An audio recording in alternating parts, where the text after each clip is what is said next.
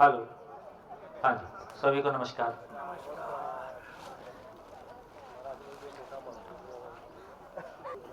पाँच मिनट में एक बार कल का रिकैप कर लें। शेयरिंग करनी। हाँ जी सर नमस्ते, मैं मानसी ठक्कर गांधीधाम से। मेरी बेटी 6 साल की है।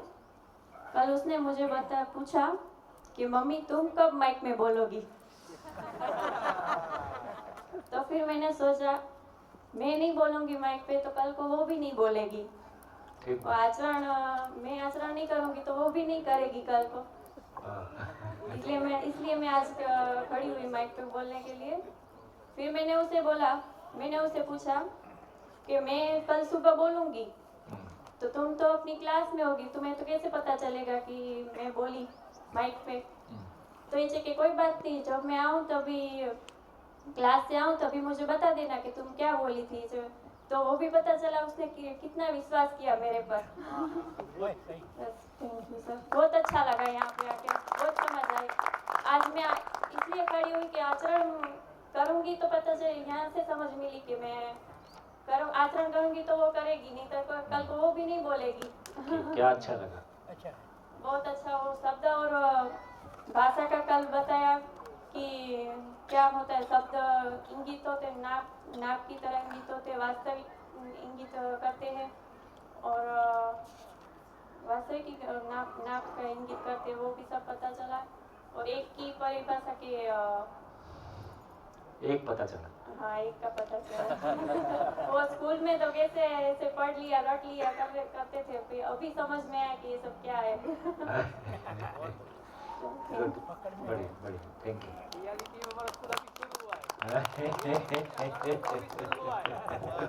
सोम भैया, यू। मैंने कल इसको प्रॉमिस किया था आप माइक में बोलोगे तो सोम भैया नीचे नहीं आएंगे, वो मेरा प्रॉमिस है। तो वो प्रॉमिस आपने पूरा किया, उसके लिए धन्यवाद। नीचे नहीं आएंगे मतलब? बोला वो डर रही थी मतलब बोलने के लिए, और आएंगे नहीं नीचे आपको डांटने के लिए, मारने के लिए। वो मैं प्रॉमिस देता हूँ, तो वो आपने प्रॉमिस पूरा किया, उसके लिए धन्यवाद। बढ़िया बढ़िया, आप भी कल की अपनी शेयरिंग कर दो पापा के साथ। हाँ, कल इन्होंने अच्छा काम किया। कल बस पढ़ के बता दो। कल शाम को मुझे अचानक से ख्याल आया कि एक चीज़ ये शिविर में मुझे तुरंत ध्यान आई कि हम अवगुण बहुत जोर से बोलते हैं या बहुत शेयर करते हैं, किसी का गुण हम नहीं बोलते हैं। तो मेरे पिताजी के साथ मेरा बहुत विचार का विरोध रहा है हमेशा से। हमेशा हम साथ में रहे नो डाउट, लेकिन मैंने अवगुण ज़्यादा व्यक्त किया है कि आप ये नहीं करते, वो नहीं करते, ये नहीं करते, क्या करते हो। वो कभी मन में तो था, लेकिन इन्होंने बहुत किया मेरे लिए, लेकिन मैं कभी खुल के व्यक्त नहीं कर पाया।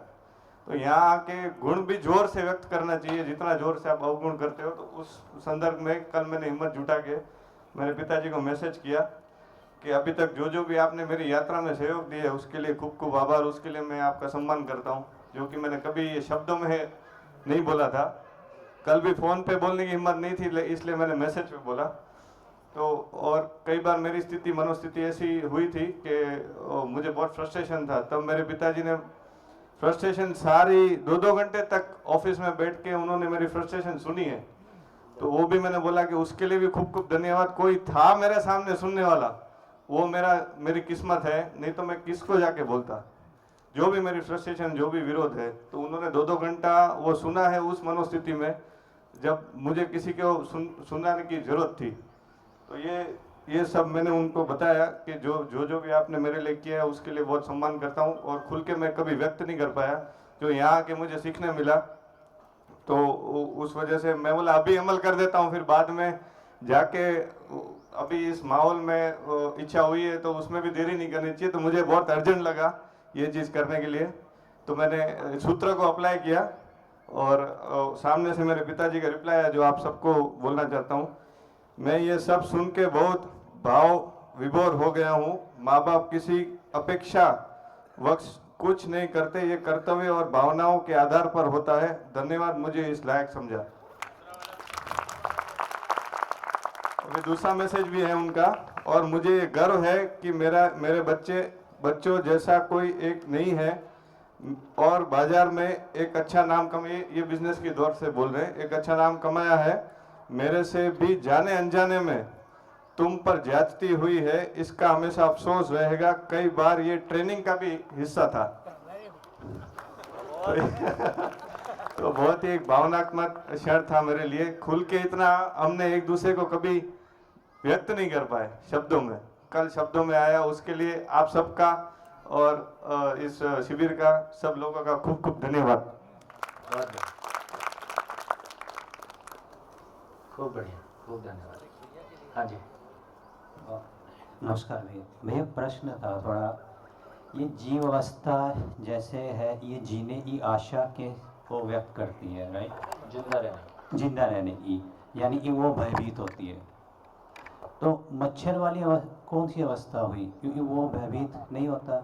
हाँ, तो मच्छर वाली बेसिकली ये कहा जाए कि वो जीव अवस्था के पृष्ठभूमि है, स्टार्टिंग पॉइंट। जी हाँ, जीव अवस्था की पृष्ठभूमि है। क्योंकि जैसे पदार्थ है, उसमें परमाणु है और परमाणु एक दूसरे को प्राकृतिक विधि से पहचानते हैं। ठीक। प्राणावस्था में आए तो प्राणावस्था में पता चला कि पहचानना निर्वाह करना ही है, लेकिन वहाँ अभी तक कोई ब्रेन नहीं है। ठीक। लेकिन जब मच्छर और मक्खी ये सब में चले आए तो पता चला कि ब्रेन है। तो जहाँ से ब्रेन शरीर को चलाता है वो जीव अवस्था का पृष्ठभूमि हो गया, यानी अर्धविकसित वो जीव अवस्था में आ गए। तो जीव अवस्था में दो प्रकार के शरीर हो गए। एक प्रकार के शरीर वो हो गए जिनको कि केवल मस्तिष्क चलाता है, और जीव अवस्था में दूसरे शरीर हो गए, गाय वगैरह, जिनको जीवन किसी मस्तिष्क को चलाता है। तो हम ऐसा कह सकते हैं कि जीव अवस्था में दो कैटेगरी आ गई, अर्धविकसित मस्तिष्क और विकसित मस्तिष्क। हाँ। तो क्या ज्ञान अवस्था में भी दो कैटेगरियां हो सकती है, विकसित और पूर्ण विकसित मस्तिष्क, या सिर्फ पूर्ण विकसित ही होगा? ज्ञान अवस्था में पूर्ण विकसित मस्तिष्क ही है। ही ज्ञान होगा, अवस्था में only दो ही one। कैटेगरी हैं, जीव चेतना या मानव चेतना। नहीं, वहाँ पे- मस्तिष्क की कोई कैटेगरी नहीं है, मस्तिष्क सब में समान है, इसलिए जाति एक है।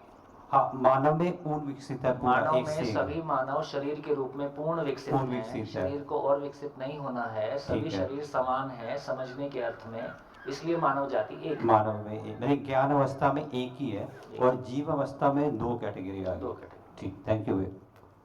गुड, बहुत अच्छा प्रश्न है। देखिए, आपके प्रश्न बताते हैं कि आपकी समझने की गहराई कितनी है ना? यदि आपकी समझने की गहराई है तो जो कुछ कहा जा रहा है उसको आजू बाजू जब आप कनेक्ट करने की कोशिश करते हैं, लॉजिक की ये ताकत है कि वो आजू बाजू गैप होगा तो पहचान लेता है। यदि आप लॉजिक ठीक अप्लाई कर रहे हैं तो गैप्स आपको दिख जाएंगे, और जहाँ कनेक्शन है वो आपको दिख जाएंगे। इससे हमको कॉन्फिडेंस आता है कि मैं समझ रहा हूँ। बढ़िया जी। सत्यागी जी, ये इंडियन फिलोसॉफी 40-50 साल पहले पढ़ी थी, सारे दर्शन, न्याय, वैशेषिक, सांख्य योग सब पढ़े, वेदांत, मीमांसा, जैन, बौद्ध, लेकिन सर वो भूल गए उन चीज़ों को। अब एक बात कल आपने बताई कि व्यापकता बहुत है, खाली जगह में व्यापकता बहुत है, तो मेरी एक बात समझ में आई सर उसमें कि, और ये भी बताया कि आदमी ईश्वर जैसा बन सकता है, बड़े से बड़ा बन सकता है। तो फिर वो उससे समझ में आई, नीम का बीज है, छोटी सी निबोली है, वो उसका अंश है, तो हम तो अंश हैं, और उस निबोली में इतना बड़ा नीम छपा हुआ है। तो ईश्वर और अंश के लिए यही बात समझ में आई। और सर एक मेरा निवेदन और आपसे एक प्रार्थना है और एक सुझाव है कि सब थोड़े क्लिष्ट हैं सर, और थोड़े सरल हो सकें तो आपकी कृपा होगी, ज़्यादा लोग समझेंगे सर। धन्यवाद सर। जी, देखिए, कल की चर्चा में ये कन्फ्यूज़न गया है तो उसको थोड़ा सा भी ठीक कर लें। ये बहुत क्लियरली कहा गया है कि ये खाली स्थान, ये फैली हुई वस्तु, जिसको पारदर्शी कहा, असीम कहा, व्यापक कहा, निराकार कहा, अखंड कहा, अप्रभावित कहा, अद्वितीय कहा, पूर्ण कहा, पारगामी कहा, ऊर्जा कहा, ये स्वयं में क्रिया शून्य है। क्रिया शून्य कभी क्रियाशील नहीं हो सकता, और क्रियाशील कभी क्रिया शून्य नहीं हो सकता। ये अपने में स्थिर रखें, इसमें कंफ्यूजन ना हो, क्योंकि पीछे से भी हमको किन्हीं भी कारणों से ये आपस में कंफ्यूजन में रहता है। तो इसका ये मतलब हुआ कि इकाई ईश्वर नहीं हो सकता यदि हम उसको खाली स्थान के रूप में पहचान रहे हैं। तो ईश्वर शब्द को हमने खाली स्थान की जगह इसलिए रखा क्योंकि जो हमारी परिभाषा है कि कण कण में है, और एक्सप्लोर किया तो पता चला कि कण कण में ईश्वर है, और कण कहाँ पे है? ईश्वर में है। ये खाली स्थान है, ये क्रिया शून्य वास्तविकता है। तो दो चीजें हैं, एक क्रियाशील वास्तविकता है, क्रिया शून्य वास्तविकता। क्रिया शून्य है इसलिए वो असीम है, क्योंकि क्रियाशील होती तो उसको सीमित ही होना पड़ेगा, वो असीम नहीं हो सकती। तो इसका मतलब है कि जीवन जो मैं हूं वो एक क्रियाशील इकाई, चैतन्य क्रियाशील इकाई है। तो चैतन्य क्रियाशील इकाई में ये महिमा है कि वो ये क्रिया शून्य में अनुभूत हो सकता है, क्रिया शून्य को पहचान सकता है ना, ये उसकी ताकत है। लेकिन वो ईश्वर हो जाएगा, वो ईश्वरा अनुभूति को प्राप्त हो सकता है, ईश्वर नहीं हो सकता है। तो मैं ईश्वर में अनुभूत हो सकता हूं, और जो ईश्वर में अनुभूत हो गया, जिसको ईश्वर अनुभूति हो गई या सहस्तित्व अनुभूति हो गई, उसको हम भगवान संज्ञा दे सकते हैं। जैसे राम भगवान, बुद्ध भगवान, महावीर भगवान। तो व्यक्ति को जो संज्ञा है वो भगवान है। भगवान का मतलब है, वान शब्द अपने आप में अधिकार संपन्नता का द्योतक है। तो मैं अपने पूरे भाग का मालिक हो गया हूं। मेरे पूरा भाग का मतलब है कि संपूर्ण अस्तित्व को समझना मेरा भाग है।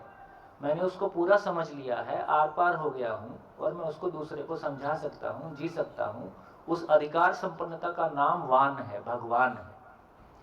तो मेरा पूर्ण विकास, मानव का चरम विकास, पूर्ण विकास, मानव की पूर्णता भगवान होने के अर्थ में है। ईश्वर हो, मानव ईश्वर होगा। परंपरा में कहा गया कि आत्मा क्या है? ईश्वर का अंश है। अब इसमें थोड़ा सा कंफ्यूजन है। ईश्वर का अंश होता है मतलब ईश्वर के टुकड़े होते हैं, जबकि वो अखंड वस्तु है, क्रिया शून्य वस्तु है।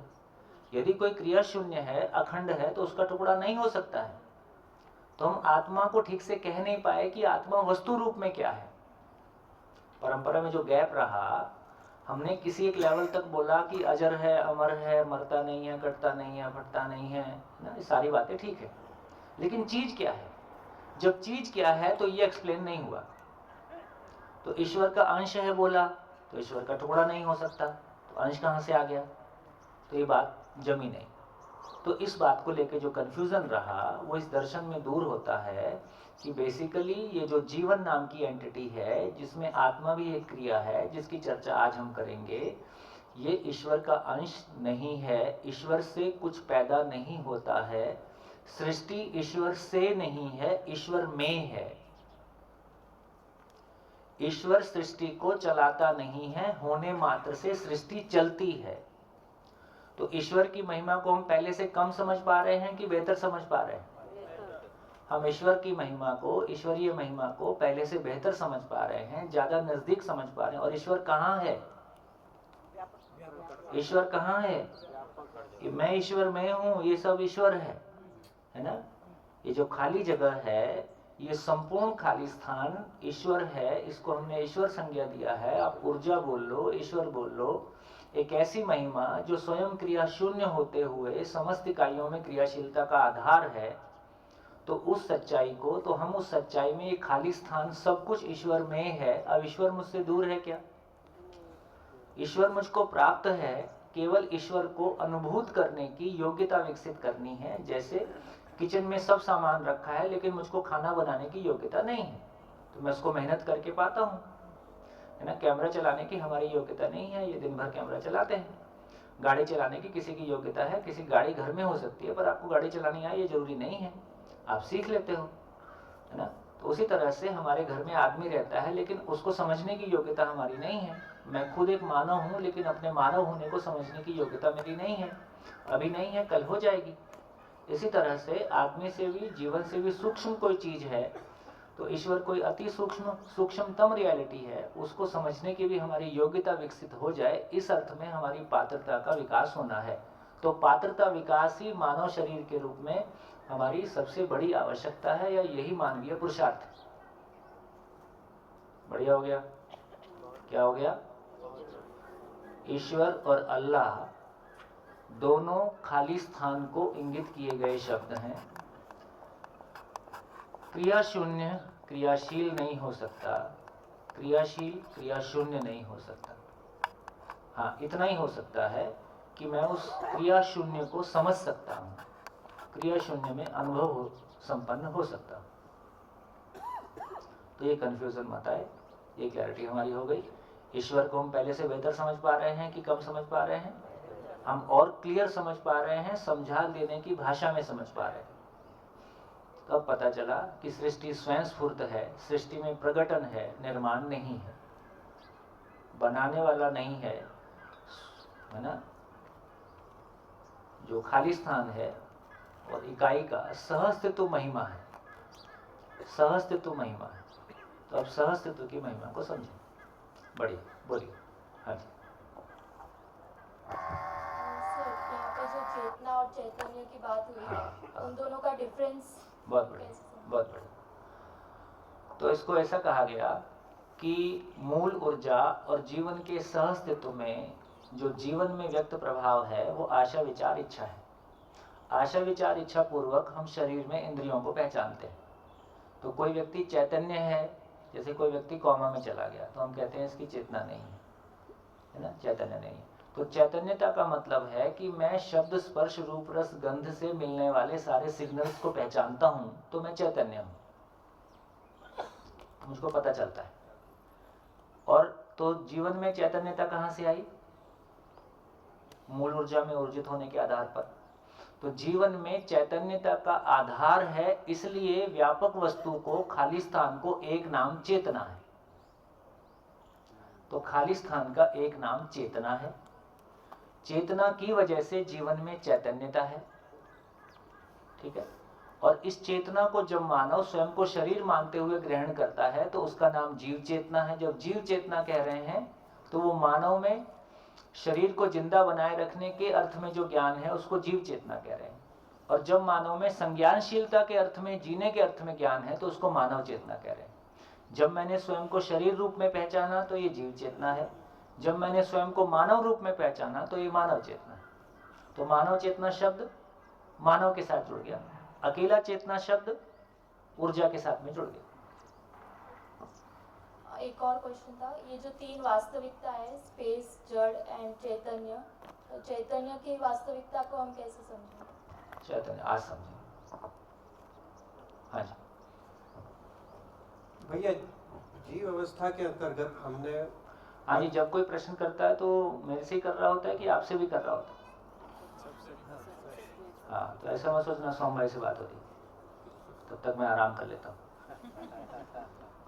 तो जब कोई प्रश्न करता है तो आप पैरेलल ये सोचें कि उसका उत्तर मेरे पास क्या है, और यदि मैं उसको शेयर करता हूँ तो फिर दोनों को मिला के देख सकते हैं कि मेरा उत्तर कितना ठीक था या कितना और बेहतर हो, या जैसा कहा जा रहा है उससे और बेहतर भी हम सोच सकते हैं, है ना। तो साथ साथ में चलते रहे। हाँ जी। जीव अवस्था के अंतर्गत हमने वंश परंपरा तो ये निरंतर समझा है मैंने। तो अब जब धरती पर कोई स्पीसीज एक्सटिंक्ट होता है तो उसको वंश परंपरा की निरंतरता के अंतर्गत कैसे समझा जाए? बिल्कुल, जैसे डायनासोर चले गए, ठीक है। तो इसका मतलब ये हुआ कि जैसे हम एक मकान बनाते हैं, लेंटर डालते हैं, बीच में बल्लियां लगाते हैं, लेंटर को सपोर्ट करते हैं, एक दिन लेंटर पक जाता है, बल्लियां हटा देते हैं, तो ऐसी बल्लियां हटा दी गई। कल रात की गोष्ठी में जैसे मैंने समझा था कि उस स्पीसीज की प्रकृति की व्यवस्था के अंदर उपयोगिता अब नहीं रही, बस बल्लियां हटा दी गई। तो जब क्या बल्लियों की आवश्यकता नहीं रही तो बल्लियां हट गई। क्या इसको ऐसे भी आगे देखा जा सकता है कि ज्ञान अवस्था में होमोसेपियंस की उपयोगिता भी कभी खत्म हो सकती है? ज्ञान अवस्था में मानव की उपयोग, सारी कवायद इसी बात के लिए है। देखिए, 2 सूत्र लिख लीजिए। सह अस्तित्व का प्रतिरूप मानव है, सह अस्तित्व का प्रतिरूप मानव है, और मूल ऊर्जा का प्रतिरूप मानव में ज्ञान के रूप में प्रकट होता है। मूल ऊर्जा का प्रतिरूप ज्ञान है।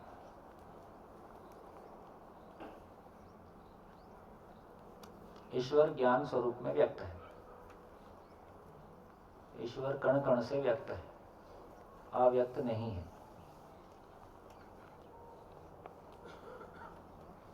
तो इसका मतलब यह हुआ कि पूरी सृष्टि में देखें तो दो ही इकाइयां हैं, जड़ परमाणु और चैतन्य परमाणु, चैतन्य इकाई।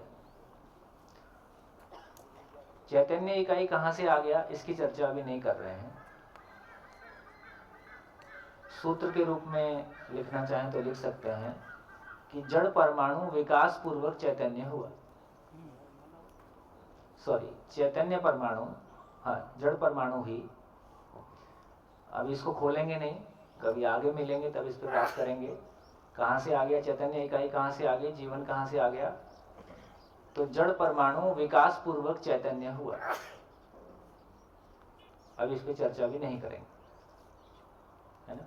लेकिन ईश्वर से नहीं आया ये पक्का हो गया, क्योंकि ईश्वर स्वयं में क्रिया शून्य है। यदि ईश्वर से आया तो क्रिया हो गई। तो दो चीजें शाश्वत हैं, मूल ऊर्जा है, मूल ऊर्जा में इकाइयां हैं, और मूल ऊर्जा पूर्ण है, इसलिए सभी इकाइयों में पूर्णता के अर्थ में गति है, इसलिए नित्य प्रकटन है और चार अवस्थाओं के रूप में प्रकट है। तो जीवन परमाणु भी प्रकट हुआ, विकास पूर्वक जीवन परमाणु प्रकट हुआ। क्या बात हो रही थी? क्या पूछा था आपने? डायनासोर नहीं, कुछ और बोला था। मानव, मानव भी कभी भग जाएगा। तो फाइनली ये निकला कि दो चीजें हैं, जीवन परमाणु और गठनशील जड़ परमाणु। अब जीवन परमाणु की मौलिकता क्या है? अब गठनशील परमाणु तो व्यक्त हो गया अपने आचरण की निश्चितता के रूप में। अब जीवन परमाणु को व्यक्त होना है अपने आचरण की निश्चितता के रूप में। तो जीवन परमाणु को व्यक्त होने के लिए क्या चाहिए? उसमें क्या चीज है? समझने की मौलिकता। समझने के लिए क्या आवश्यक है? समझने के लिए क्या चीज की जरूरत है? साधन के रूप में शरीर की जरूरत है। अब जीवन के लिए देखिए, बढ़िया समझने लायक बात है कि जीवन को प्रमाणित होने के लिए एक मानव शरीर की आवश्यकता है। अब बैक कैलकुलेशन शुरू करें। अब जीवन को प्रमाणित होने के लिए मानव शरीर की आवश्यकता है, मानव शरीर के प्रकट होने के लिए पशु शरीर की आवश्यकता है, पशु शरीर के जिंदा रहने के लिए प्राणावस्था की आवश्यकता है।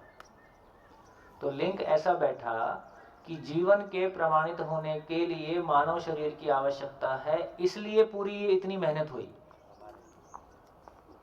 प्राण संसार का आना, जीव संसार का आना, उससे मानव शरीर का प्रकट होना, मानव शरीर के प्रकट होने से जीवन का उसको स्वीकार करके जीवन का उस शरीर को चलाना, जीवन का उस शरीर के माध्यम से ज्ञान को उद्घाटित करना। जैसे बच्चे माँ बाप का प्रतिरूप है, जैसे बच्चे माँ बाप का प्रतिरूप हैं, उसी तरह से सहअस्तित्व का प्रतिरूप मानव है। इस सहअस्तित्व ने मानव को प्रकट किया। यदि एक मानव में देखें तो पूरा एग्जिस्टेंस समाया हुआ है होने के रूप में। कैसे? एक मानव में देखें तो तीनों वास्तविकताएं हैं कि नहीं? नाखून और बाल जड़ परमाणु, जड़ शरीर हमारा रासायनिक क्रिया, और मैं जीवन क्रिया। एक ही मानव में देखें तीनों क्रिया हैं कि नहीं? भौतिक क्रिया, रासायनिक क्रिया, जीवन क्रिया। एक ही मानव में देखें चारों अवस्थाएं हैं कि नहीं? है ना, नाखून, बाल वगैरह पदार्थ अवस्था, बाकी प्राण अवस्था। मानने के स्तर पे जी ही सकते हैं, जी ही रहे हैं तो जीव अवस्था, और ज्ञान को उद्घाटित कर ही सकते हैं तो ज्ञान अवस्था। इस तरह से जो पूरी सृष्टि में है वो एक मानव में है। इसी को परंपरा ने वो क्या बोलते हैं, यथा पिंडे तथा ब्रह्मांडे। जो कुछ ब्रह्मांड में है वो एक शरीर, एक मानव के रूप में है।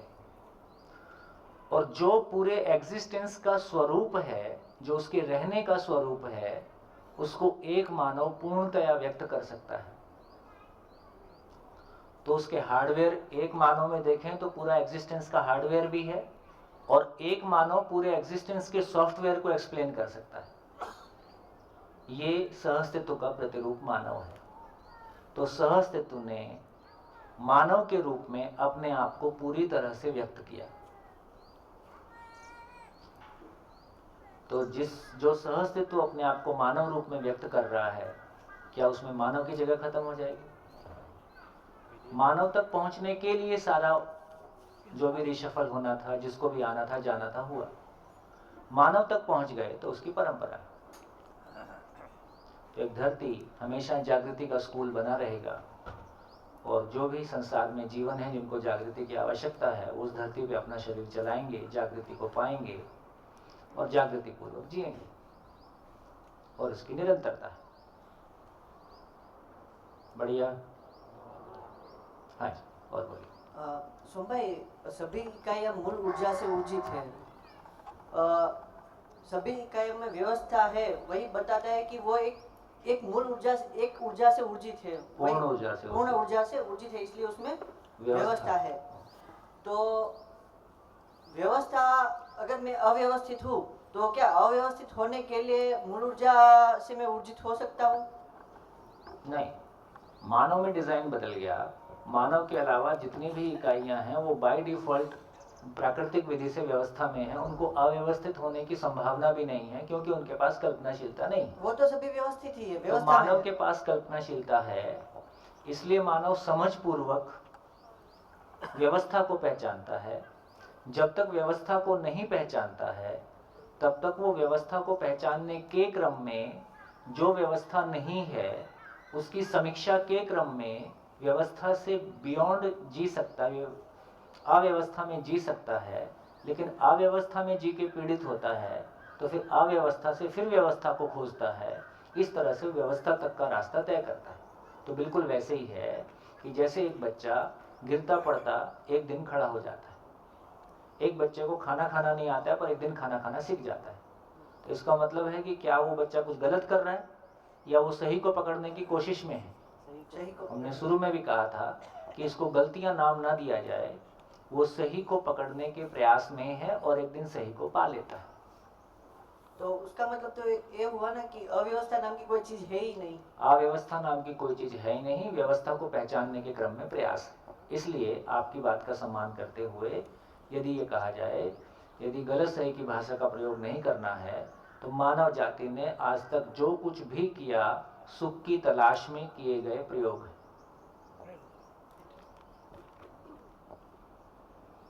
बढ़िया। कुछ प्रयोग सफल हुए, कुछ असफल हुए। और बोलिए।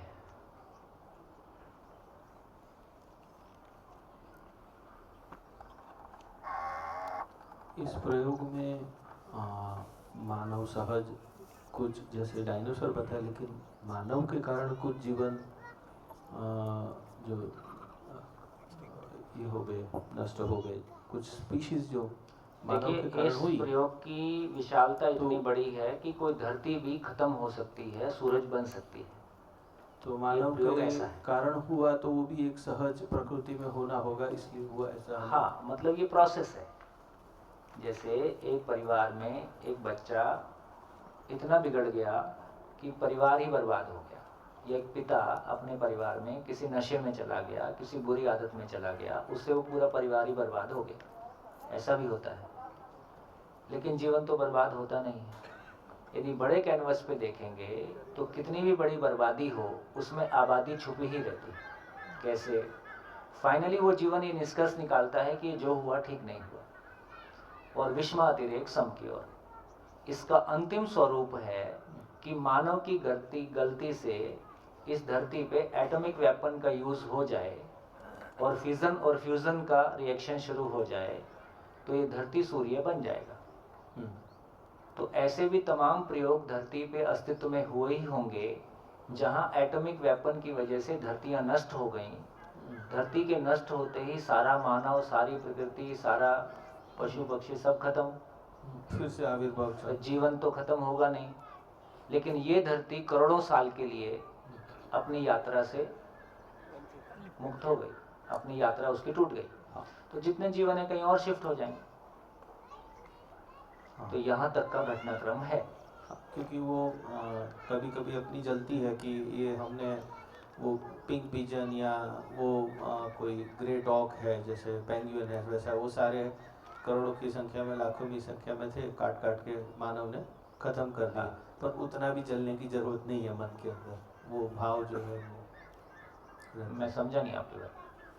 मानव की वजह से कुछ स्पीशीज जो है बिल्कुल खत्म हो नष्ट गए। खत्म हो गए, हाँ। मानव की वजह से, उसके संहार की हाँ। वजह से। उसकी हमें अंदर बहुत ये होती, मेरी व्यक्तिगत हाँ, पीड़ा रहती थी। तो उतना भी पीड़ित होने की उतना जरूरत पीड़ित नहीं होने है। की आवश्यकता नहीं है। इस पीड़ा को जागृति में कन्वर्ट करने की आवश्यकता है। इसका नाम है नासमझी टैक्स। तो आप इतने बढ़िया साइंटिस्ट होके समझदार नहीं हुए, दूसरे को समझदार नहीं बनाया, उसका टैक्स है।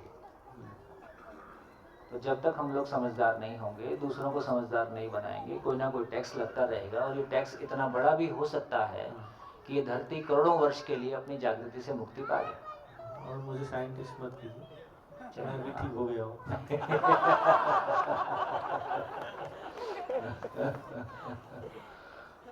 हाँ जी, बोलिए और बताइए। हो गया? हाँ जी, बोलिए।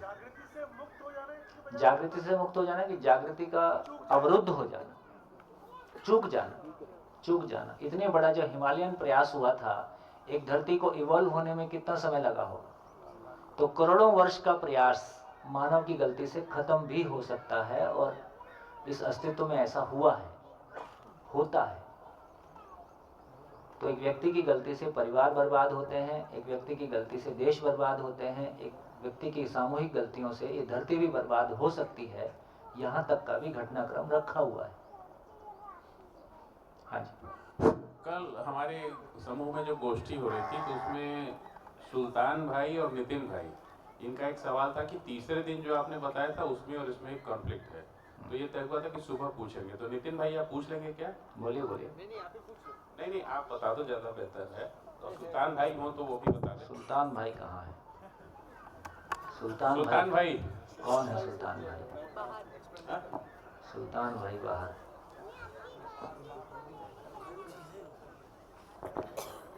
हाँ जी, बोलिए। आओ, बोलिए। हेलो। हाँ। एक्चुअली कल गोष्ठी में कॉन्फ्लिक्ट उस वजह से था कि भाई पहला दिन, दूसरा दिन, तीसरा दिन हम लोग, मैं ऑब्जर्व करता था कि पहले दिन क्या हुआ है, दूसरे दिन क्या हुआ, वो लिंकअप होता है कि नहीं होता है। बहुत बढ़िया। फिर पता चला कि भाई लिंकअप नहीं हो रहा है, लेकिन एज अ चैप्टर हम गिनने जाए तो जो अवस्था है हमने पढ़ी, व्यवस्था भी पढ़ी, जीवन का भी वो पढ़ा, एक बाय एक, वन बाय वन। वो शाम को 10:30 बजे मेरे ये उसे क्लियर हो गया था कि भाई हम सीक्वेंस में नहीं जा रहे, लेकिन जो डे बिफोर यस्टरडे जो किया है वो उनसे लिंकअप है। और ये 3 अवस्थाएं लास्ट में, तो ये 3 ही है। वो सब समझने के लिए था, पूरा का पूरा क्या व्यक्तित्व अपना समझने के, जीवन, मानव का जीवन समझने के लिए था। मैं और जीवन समझने के लिए, और जीवन को कैसे मैं तक पहुंचाया जाए उसकी समझन पहले 3 चैप्टरों में दी गई थी कि इस हिसाब से हम अगर समझन शक्ति को पाकर चले तो ही हम यहाँ तक पहुंच पाएंगे। वो तो थोड़ा कॉन्फ्लिक्ट था, लेकिन देखो कॉन्फ्लिक्ट मैं जैसे समझ पाया, मैंने बोर्ड पे लिखा है कि हमारे चैप्टर्स हैं कि मानव, परिवार, समाज और प्रकृति। ये 4 चैप्टर्स हैं जिनमें हम इस फ्लो में चल सकते हैं। लेकिन जो कंटेंट है, कंटेंट इतना ही है कि संसार क्या है, मैं क्या हूँ, करना क्या है। तो परिवार और समाज उसका आंसर है कि करना क्या है। कंटेंट इतना ही है कि संसार क्या है, मैं क्या हूँ। तो संसार क्या है का मतलब है कि प्रकृति क्या है और उसमें मैं क्या हूँ। तो हमने मानव से शुरू किया, क्योंकि मानव के साथ मिलके हम मतलब कनेक्ट होकर चल सकते हैं। और धीरे से अभी हमने प्रकृति को खोल दिया। तो बेसिकली देखा जाए तो अभी हमने इतना पार्ट कवर किया है कि ये संसार क्या है और मैं क्या हूँ, करना क्या है के रूप में परिवार और समाज पे चर्चा होगी, जो कि अगले शिविर में होगी, इसमें नहीं होगी। ठीक है, तो हम अपने क्रम से ठीक चल रहे हैं। Okay, thank you. बताइए, और कुछ हो गया? कॉन्फ्लिक्ट क्या था? वो क्रम आपका सेट नहीं हो रहा था। ठीक, देखिए जो मूल, यदि पूरे दर्शन को देखें तो मूल जो पूरा ज्ञान है वो 3 भाग में कहा गया। अस्तित्व क्यों है, कैसा है, और मैं क्यों हूं, कैसा हूं, और मानवीयतापूर्ण आचरण, सार्वभौम मानवतापूर्ण आचरण कैसा होगा, कैसा है। तो ऐसा 3 भाग में है। तो अभी अपने ज्ञान भाग को पूरा कर रहे हैं। और बोलिए, हो गया लास्ट?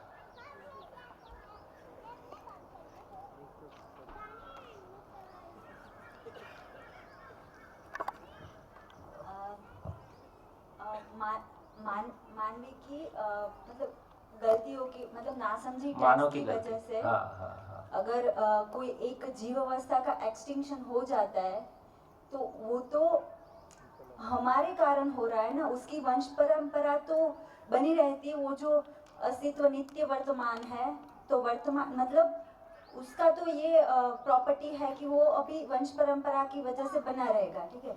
और अगर हम इसमें इंटरफियर कर रहे हैं तो वो जो व्यापक के उसमें ले मतलब व्यापक वो है तो उसके नित्य वर्तमान में वो बना रहता है। तो अगर हम इंटरफियर कर रहे हैं और वो चला जा रहा है तो वो मेरे को कंफ्यूजन लग रहा है इस बार। नहीं, इसका मतलब ये हुआ कि मानव विकसित इकाई है, इससे ये सिद्ध हुआ कि मानव पशु से विकसित। भैया पेड़ काट लेते हो कि नहीं? पेड़ आपको काट लेता है क्या? है ना? तो इसका मतलब है कि यदि विकसित इकाई को ये अधिकार है कि वो अविकसित का शोषण कर सकता है या अविकसित का पोषण कर सकता है, तो भ्रमवश हमने अविकसित का शोषण कर लिया। मानव गलती का सूत्र है, मानव गलती करने का अधिकार लेकर पैदा होता है, सही करने का अवसर और साधन लेकर पैदा होता है। तो जब तक समझ नहीं है वो गलतियां करता है। हम माँ बाप अपने बच्चों के साथ बहुत निर्णय पूर्वक गलतियां करते हैं, है ना, क्योंकि हमको समझ नहीं है। तो जब हम अपने बच्चों के साथ कर सकते हैं तो बाकी क्या चीज कर ही सकते हैं, कर ही रहे हैं। इसमें कंफ्यूजन क्या है? आपको लगता है कि व्यापक को हस्तक्षेप कर दिया मानव ने? ऐसा व्यापक को हस्तक्षेप कहाँ कर दिया? व्यापक तो क्रिया शून्य है। वो क्रिया शून्य है पर वो नित्य वर्तमान भी तो है। नित्य तो वो तो नित्य वर्तमान है ही है। नित्य वर्तमान उसमें इकाई जो संगठित हुई थी अणु परमाणु से वो बिखर गई, इतना ही तो हुआ। व्यापक तो अपनी जगह है ही है। तो ऐसी भी संभावना हो सकती है ना कि अगर हम मतलब समझ पा ले और उस एक्सटिंक्शन जाति की अगर फिर जरूरत है तो वो प्रकट हो जाएगी। हाँ, ऐसे ही। देखिए, यदि मानव हस्तक्षेप नहीं करेगा तो इस प्रकृति में जो भी कुछ नुकसान मानव के द्वारा हुआ है वो अपने आप रिवाइव हो जाएगा। ये प्रकृति में वो निहित रखा है, वो क्षमता रखा ही है। हाँ, लॉकडाउन में ये सिद्ध हो गया। तमाम तरह का बहुत सारा काम अपने आप हो गया। तो केवल आप नुकसान पहुंचाना बंद करें, आपकी बड़ी मेहरबानी होगी। बाकी काम नियति कर लेगी, प्रकृति कर लेगी। मानव क्या पेड़ लगा देगा? जितना फॉरेस्ट नेचुरल है, अभी तो कंट्रीज ने फॉरेस्ट को आग लगाना शुरू किया है ताकि उनको लगता है कि उस जमीन के नीचे जो मिनरल है उसको निकालेंगे, है ना। तो अभी आदमी ने केवल पैसे की हवस में क्या अपना शोषण किया है, क्या आदमी का शोषण किया है, क्या नेचर का शोषण किया है? जिंदा रहने के धरातल पर एक ही चीज समझ में आती है, भोग, और उसके लिए एक ही चीज समझ में आती है, पैसा। आदमी की औकात अभी इतनी ही है। बातें हम कितनी बड़ी बड़ी करें, जब जीने की जगह आती है तो वहां पैसा ही समझ में आता है, क्योंकि उससे बड़ी कोई चीज हमारे ध्यान में आई नहीं। उससे बड़ी कोई खुशी हमारे ध्यान में आ जाएगी तो बाकी सारा संतुलित हो जाएगा। और बेटा, ये जिम्मेदारी तुम लोगों पे है, क्योंकि अब आप आगे की पीढ़ी हो। हम लोग का जो होना था हो गया, जो नुकसान हमने पहुंचाना था पहुंचा दिया। अभी आपकी पीढ़ी के ऊपर है कि हाँ, वाकई में क्या हमारी क्लैरिटी हो, और वाकई में घर बसाने का मतलब है कि आने वाली पीढ़ी को खड़ा करना। तो आने वाली पीढ़ी को खड़ा करना क्या बड़ा काम है? आदमी बनना और आदमी बनाना, बाकी खाना पीना। देखते हैं क्या करते हैं। गुड, शुभकामनाएं। और बोलिए। हाँ जी, तो मैं सोचता हूँ कि आपकी बात पूरी हो गई है, तो मैं आगे बढ़ता हूँ, है ना।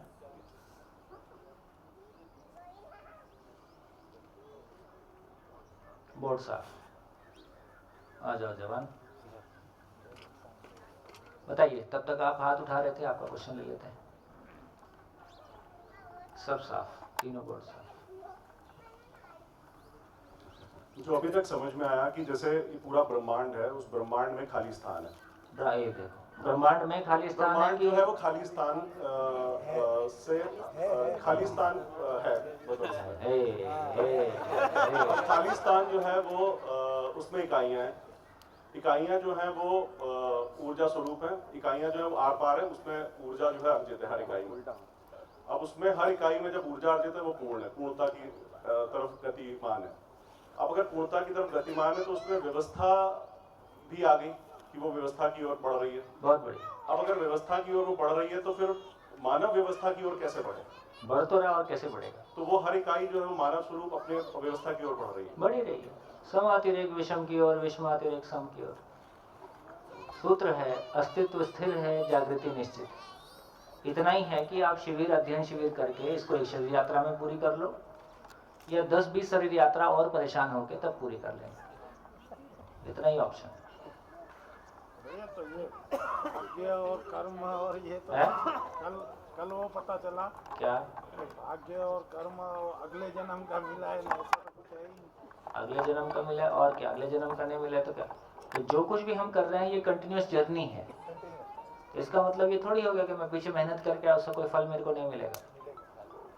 जो भी कुछ आप हैं, मैंने पहले भी कहा था, चेतना के स्तर पे जो भी लोग काम कर रहे हैं और किसी भी स्थिति में पहुंचे हैं, ये एक शरीर यात्रा का मामला नहीं है। पीछे से कोई मेहनत लगातार हो रही है तो किसी रिजल्ट तक आप पहुंच रहे हो। जिंदा रहने के धरातल पर जो काम हम कर रहे हैं वो एक शरीर यात्रा के हो सकते हैं। उसमें भी बहुत संभावना है कि पीछे का कुछ योगदान हो। तो कुछ भी अचानक नहीं हो रहा है, क्रम से है, क्रम से है, छोटे छोटे स्टेप्स। तो ऐसा नहीं कहा जा रहा है कि पीछे का कुछ नहीं आ रहा है, तो ये कहा जा रहा है कि जीवन अमर है, निरंतर है, समझने की असीम क्षमता है। समझने की असीम क्षमता को प्रकट करने के लिए, पूरा करने के लिए अनेक शरीर चलाता है और वो उसकी चॉइस है। बीच में 500 साल रुकना हो तो रुक जाए, उसको क्या दिक्कत है? 2000 साल रुका हुआ तो क्या दिक्कत है? मैं एक चीज और समझी, इस व्यवस्था में जैसे संबंध कैसे बनते हैं, संबंध का आधार किस तरीके से? ये तो बात बहुत बढ़िया क्वेश्चन है। कौन आंसर करेगा? कितने लोग? फिर से बोलिए आप क्वेश्चन, और मैं देखता हूँ कि मैं देखना चाहूंगा कि कितने लोगों को इसका आंसर सेंस हो गया है। इस व्यवस्था में संबंध किस तरीके से बनते हैं और संबंध का आधार क्या है? पूरे दर्शन को देखेंगे तो ये एक लाइन पूरे दर्शन को खोलती है ना? फिर से बोलिए। इस व्यवस्था में संबंध किस तरीका से बनते हैं और संबंध का आधार क्या है? इस व्यवस्था में संबंध का आधार क्या है, संबंध कैसे बनते हैं? कितने लोगों को लगता है कि इस प्रश्न का उत्तर मेरे पास है? हाथ उठाइए।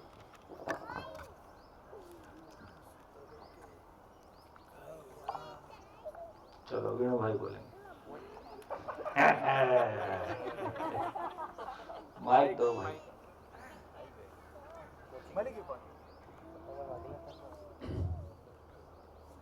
जो हम खालिस्तान कल पढ़े, तो मूल ऊर्जा का स्रोत सिर्फ खालिस्तान है और खालिस्तान क्रिया शून्य है। और सारे ब्रह्मांड में, सारी प्रकृति में कहीं भी देखें तो क्रिया सिर्फ इकाई में है। तो इकाई ऊर्जित होती है वो समान रूप से खालिस्तान से होती है। तो ऊर्जा के लेवल से देखें तो ऊर्जा का स्रोत सर्व इकाई को समान रूप से खालिस्तान है। इसीलिए सभी को एकजुट रखने के लिए मेन फोर्स खालिस्तान से आता है। इसीलिए सभी ठीक है और सभी व्यवस्था के रूप में है।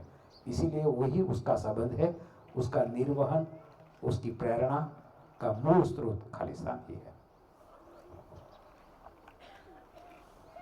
हाँ जी, क्लियर हुआ? नहीं हुआ? चलिए और कोई बोले। एक दूसरे के, शर्मा जी को तो। हाँ जी, हाँ जी। एक दूसरे के परस्परता का, पूरकता और उपयोगिता का संबंध, उससे संबंध। ये पूरकता उपयोगिता कहाँ से आ गया? समझण से। ओ, आपने समझा, लेकिन उधर कहाँ से आ गया? सभी इकाइयाँ एक दूसरे के लिए पूरक उपयोगी कैसे हैं, क्यों हो गई? मूल ऊर्जा के स्रोत से ही है वो। मूल ऊर्जा में ऐसा, मूल ऊर्जा की वजह से ऐसा क्यों हो गया? शर्मा जी। विनोद भाई ने जहाँ कहा, मैं उससे थोड़ा आगे कहना चाहता हूँ कि जो व्यापक से जो है हर इकाई। एक तो देखो, धीरे धीरे आप करेंगे ना तो भाषा में और सटीकता आएगी। तो व्यापक से बोलें कि व्यापक में बोलें? व्यापक में। अभी व्यापक में बोलना उचित है। व्यापक में हर इकाई अपनी क्षमता, योग्यता, गणता की से ऊर्जित है और वो संबंध में दूसरी इकाई के साथ। ये दूसरी इकाई के साथ संबंध कैसे पहचानती है? वो मूल्यांकन संबंध जो है वो अपना भी और सामने वाली इकाई का मूल्यांकन, और उससे देखो पदार्थ जो है वो मूल्यांकन नहीं करता है, मानव ही मूल्यांकन करता है। पूर्णता के लिए जो हर इकाई पूर्णता के लिए गठित है। बस यहाँ से ये सूत्र है जो वीणु भाई बोलना चाह रहे थे कि हर इकाई, सभी इकाइयाँ व्यापक वस्तु में ऊर्जित हैं और व्यापक वस्तु स्वयं में पूर्ण है, इसलिए सभी इकाइयाँ पूर्णता के अर्थ में ऊर्जित हैं। सभी इकाइयाँ पूर्णता के अर्थ में ऊर्जित हैं, यही परस्पर संबंध का आधार है। इसलिए यदि इसको बहुत समझने के लेवल पे कहें तो जिंदा रहने के धरातल पर हम शरीर के आधार पर संबंध को पहचाने हुए हैं। ये बात ध्यान में आ गई? जिंदा रहने के धरातल पर हम शरीर के आधार पर संबंध को पहचाने हुए हैं, जो कि वंश परंपरा की तरफ जाता है, जो कि मानव में सिद्ध नहीं होता है। अभी समझ में आया कि शरीर के आधार पर संबंध परिभाषित होगा या व्यवस्था के अर्थ में संबंध परिभाषित होगा। व्यवस्था के अर्थ में सभी इकाइयां पूरक और उपयोगी हैं। व्यवस्था के अर्थ में सभी इकाइयां पूरक और उपयोगी हैं। तो सभी इकाइयों का उपयोगी का मतलब है स्वयं में व्यवस्थित होना, पूरकता का मतलब है बड़ी व्यवस्था में भागीदार होना। तो हर इकाई उपयोगी है का मतलब है कि स्वयं में व्यवस्थित है। हर इकाई पूरक है का मतलब है कि अपने से बड़ी व्यवस्था में भागीदार है। तो हर इकाई सृष्टि में स्वयं में व्यवस्था और बड़ी व्यवस्था में भागीदारी के स्वरूप में है, क्योंकि सभी इकाइयां पूर्णता में गर्भित हैं, पूर्णता में ऊर्जित हैं। इसलिए सभी इकाइयों में व्यवस्था में होने की प्रवृत्ति है और व्यवस्था को व्यक्त करते हैं। ये व्यवस्था को व्यक्त करना, जैसे हम सभी यहाँ पे हैं, हम 250 लोग एक कैंपस में रह रहे हैं। 250 लोगों में ये स्वीकार हो गया कि हमको यहाँ की व्यवस्था के अनुरूप जीना है। यदि 250 लोगों को ये स्वीकार हो गया कि यहाँ की व्यवस्था के अनुरूप जीना है, तो उसके बाद आप बाय डिफॉल्ट ही आपस में उपयोगी पूरक हो जाएंगे कि नहीं हो जाएंगे? यदि सभी ने उस व्यवस्था को स्वीकार लिया है, 8:30 बजे हम बैठ के शिविर शुरू करते हैं, इतने बजे खाना होता है, ये आपका रूम है, रूम में ये पानी है, ये गर्म पानी है, ये ठंडा पानी है, सारी व्यवस्था सेट। यदि सबने उस व्यवस्था को पहचान लिया तो फिर हमको आपस में एक दूसरे के पूरक होने के लिए अलग से कुछ करना पड़ेगा कि उतना होने से हो जाता है? उतना होने से हो गया है। कहाँ किसी को कहना पड़ता है कि तुम ऐसा करो वैसा करो, टाइम से आओ मत आओ, सब कोई आ ही रहे हैं। तो इसका मतलब है कि वो जो व्यापक वस्तु है वो एक ऐसी महिमा जिसमें होने मात्र से सभी इकाइयां ऊर्जित हैं और पूर्णता के अर्थ में ऊर्जित हैं। ये पूर्णता के अर्थ में ऊर्जित होना परस्पर संबंध का आधार है। वो सेंस ऑफ वननेस, कोई चीज है ना हम सबके भीतर। पूरी सृष्टि में कहीं भी कोई अव्यवस्था होती है, हमारा ध्यान जाता है। कोई भी कंट्री दूसरे कंट्री को तंग करता है तो हमारा ध्यान जाता है। कहीं भी सृष्टि में अव्यवस्था होती है तो हमारा ध्यान जाता है। इसका मतलब संबंध बनाना है कि संबंध है ही? तो संबंध है ही, केवल पहचानना है। व्यवस्था है ही, केवल पहचानना है। क्लियर हो गया? ठीक बैठ गया? बहुत बढ़िया, गुड। चलिए तो आज की चर्चा शुरू करते हैं। तो कल हमने जितनी बातचीत की, मानव की परिभाषा में हमने बात की थी कि मानव का एक हिस्सा है मनाकार को साकार करने वाला, जिस पर हमने विजय पा लिया, जिसको हमने काफी हद तक पूरा कर लिया। जो कमी है वो भी जीने के धरातल पे समझ बनेगी तो जिंदा रहने के धरातल पे जो कमियां हैं वो दूर हो जाएंगी। लेकिन जीने का जो स्वरूप है वो अधूरा था। जीने के स्वरूप में हमने 3 शब्द पे बात की थी, न्याय, धर्म और सत्य। अब क्या समझ में आया? ऐसे 3 कॉलम बनाओ और अपनी कॉपी में लिखो कि शिविर के पहले हम न्याय को क्या समझते थे, बिना समझ के, जो समझ शिविर में चर्चा हुआ है उसके पहले हम क्या समझते थे, अभी हम न्याय धर्म सत्य को क्या समझ पा रहे हैं। इसको लिख के पूरा करें और अपने पड़ोसी को समझाएं। पहले लिख लें, 5 मिनट 3 मिनट ले लें, लिखें कि न्याय को पहले हम क्या मानते थे, अभी न्याय के रूप में क्या समझ में आया।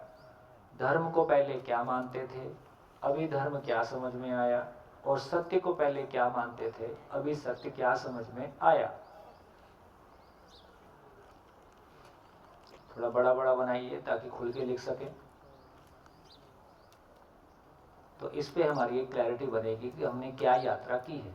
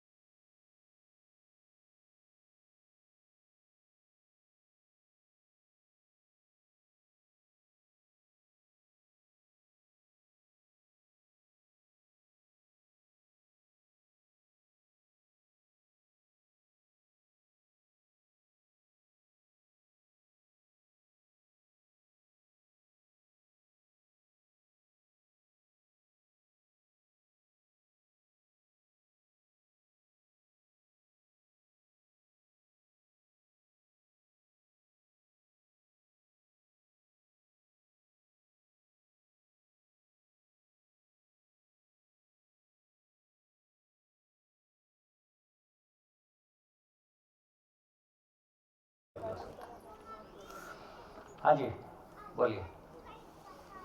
चलिए तो आप बोलिए, मैं लिखता हूँ, है ना। तो किसको लगता है कि मैंने बहुत बढ़िया से लिखा है?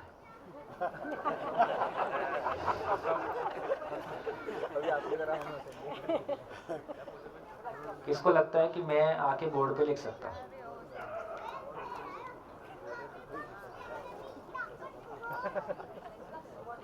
चलो जैसा लिखा वैसा बोलिए बोलिए, माइक उठाइए और कुछ लोग शेयर करें। हाँ जी। न्याय में पहले ये समझते थे कि हम जो ले वो फैसला हो जाए, सामने वाले का जो होना है वो हो। अभी वो समझते हैं कि दोनों पक्षों में तृप्ति का अनुभव हो, भाई उसको भी लगे ठीक है और हमको भी लगे ठीक है।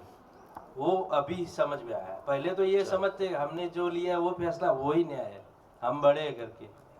पहले जो समझते थे न्याय का मतलब कि जो जज ने सुना दिया फैसला वो न्याय हो गया।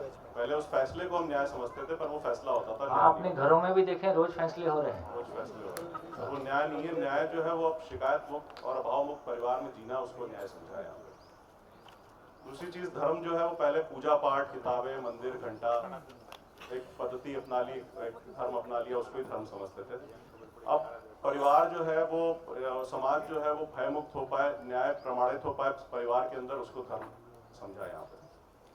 सत्य जो है वो पहले समझते थे जो घटी घटनाएं हो गई उसको ही रिपीटिशन आ गया घटी घटनाओं का, उसको सत्य समझ लेते थे। पर अब चारों अवस्थाओं में संतुलन हो, प्राण, जीव, ज्ञान और पदार्थ में, उसको ही सत्य माना है। आपका पहला शिविर कहाँ से हो? अहमदाबाद से। बहुत बढ़िया, गुड, अच्छा है। और कोई किसी को क्या कहने? हाँ जी। यदि सेम रिपीट करना है तो मत करिए, और आपको लगता है कि मैं कोई नई डायमेंशन जोड़ सकता हूँ तो जोड़िए। बोलिए। हाँ, अभी तक हम जो समझ रहे थे न्याय के बारे में कि हम किसी ने हमको थप्पड़ मारा तो हम उसको थप्पड़ मारेंगे तभी हमारे साथ न्याय होगा, पर ऐसा नहीं है। वो परस्परता में जब एक दूसरे को तृप्ति होगी, उससे वो भी उसको भी शांति मिले और हमको भी शांति मिले। वो केवल और केवल व्यवस्था में जो व्यवस्था को जो समझा है, उसी के आधार पर जो परस्परता में तृप्ति होगी वही न्याय है। बहुत बढ़िया, गुड। हाँ जी।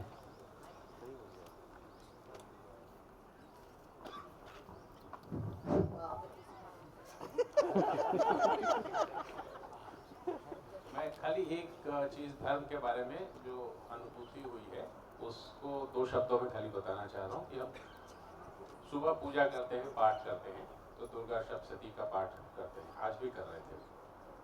अंतर ये आ रहा था कि कल तक लग रहा था कि कोई शक्ति बाहर है, उससे उपासना कर रहा हूँ, उससे बात कर रहा हूँ कि ये करो, ये न करो। आज लग रहा था कि मैं खुद ही से बात कर रहा हूँ कि भाई मैं कह रहा हूँ कि वेदो अहम अवेदो अहम, ठीक, तो ज्ञान मैं हूँ, अज्ञान मैं हूँ, तो लगा कि वो सारी चीज हमसे ही कही जा रही है, मेरे भीतर ही सब कुछ है, उससे कैसे मुक्ति पाऊँ, ये उपासना यही है। बढ़िया। मुझे सत्य के बारे में कहना है। मुझे ऐसा लगता है सही है वो सत्य है, पर मेरे को ही नहीं पता था कि सही क्या है। वो रिस्पेक्टिव लग रहा था मुझे, एक के लिए जो सही है वो दूसरे के लिए गलत हो सकता है, और वैसे रिस्पेक्टिव मुझे लग रहा था वो बेसिकली सही ही नहीं है। अभी ऐसा लग रहा है, और अभी जो है मतलब जो वास्तविकता है उससे जो व्यवस्था बनी है वो ही सत्य है। वो मुझे अभी ऐसा लग रहा है, जो है मतलब वास्तविकता जो है उसको अगर हम समझे क्यों है, मतलब उसकी उपयोगिता और वो सब, वही अभी सत्य लग रहा है। बढ़िया, बहुत बढ़िया, गुड गुड। काफी सोचने वाले लोग हो गए। हाँ सर, ये न्याय की परिभाषा आज हमने अलग सुनी है। पहले तो हम ये समझते थे कि हम न्याय करते हैं वही सही है, हमने किसी पर दंड कर दिया, किसी को जाति बहिष्कृत कर दिया, और वो न्याय की आपने अलग सुनाई तो आज हमें समझ में आई है। वरना हम तो ये समझते थे कि न्याय हम करते हैं, हम ही न्यायाधीश हैं। और जो हमने कर दिया वो न्याय।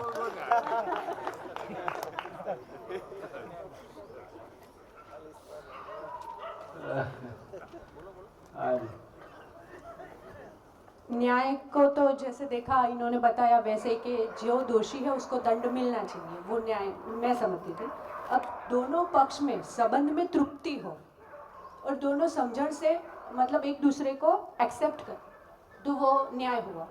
अभी धर्म में तो वो जो पहले था हिंदू इस्लाम ये सब, और अभी जो है वो मैं समझ रही हूँ कि जो जैसा है उसको उस संबंध में स्वीकार ले, उसको धर्म। और अब मैं मानव के धर्म मतलब परिवार में, सृष्टि में और अपने आप में जो मेरा धर्म बनता है कि जिस जो है वो उसको ऐसे ही स्वीकारना है। और मेरी उपयोगिता की दृष्टि से अगर मैं उसको स्वीकारती हूँ कि वो भी मानव, मैं भी मानव, मेरी उपयोगिता वहाँ पे क्या है वो मेरा धर्म। फिर सत्य तो एक ही वो एग्जाम्पल है कि पहले था कि जैसी दृष्टि वैसी सृष्टि, और अब है जो सृष्टि वो ही दृष्टि, और संतुलन ही सत्य, एग्जिस्टेंस में संतुलन। आपका पहला शेर? हाँ। कहाँ से? सूरत। क्या बात। देखिए जितनी क्लैरिटी आजकल बन रही है इतनी पहले नहीं बनती थी। इवॉल्व हो रहे हैं, इवॉल्व की प्रक्रिया झड़पी हो रही है। बहुत बढ़िया। हाँ जी।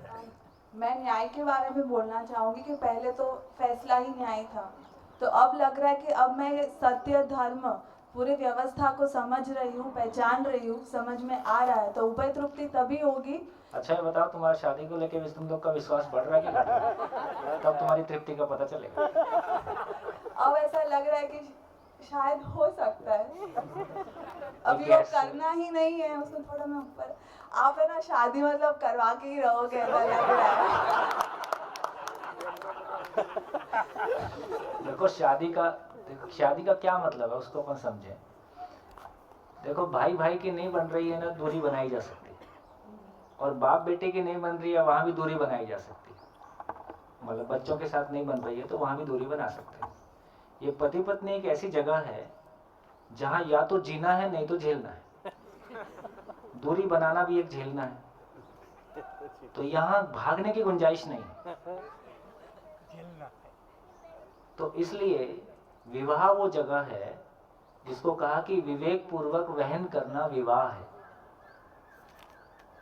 तो सही अर्थ में वो जीने की कसौटी है। तो अभी जिस तरह से हम शादी को ले रहे थे वो एक बंधन जैसा था। अभी जिस तरह से हम शादी को ले रहे हैं वो सही अर्थों में एक आदमी के लिए, एक आदमी के प्रमाणित होने के लिए एक वो जगह बनती है जहां प्रमाणित होने के अलावा कोई रास्ता नहीं।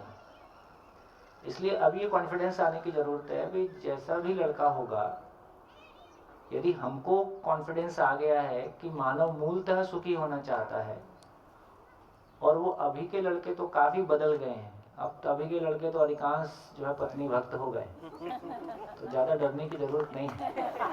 मैंने अभी 2 दिन पहले ही मामा से बात की, जैसे हम यहाँ पे बात करते हैं अपनापन सा, तो अभी हम गोष्ठी में देखते हैं कि जब मेरे ग्रुप के कोई बात करते हैं तो मुझे एकदम इंटरेस्ट से सुनने का मन होता है, मैं उसकी पूरी बात सुनूं समझूं। लेकिन अभी कोई दूसरा बात करता है तो अगर उसकी बात मुझे ठीक लग रही है तो भाई मैं सुनूंगी, ठीक है, वरना वो इतना इंटरेस्ट नहीं रहता है, तो इतना अपनापन नहीं है।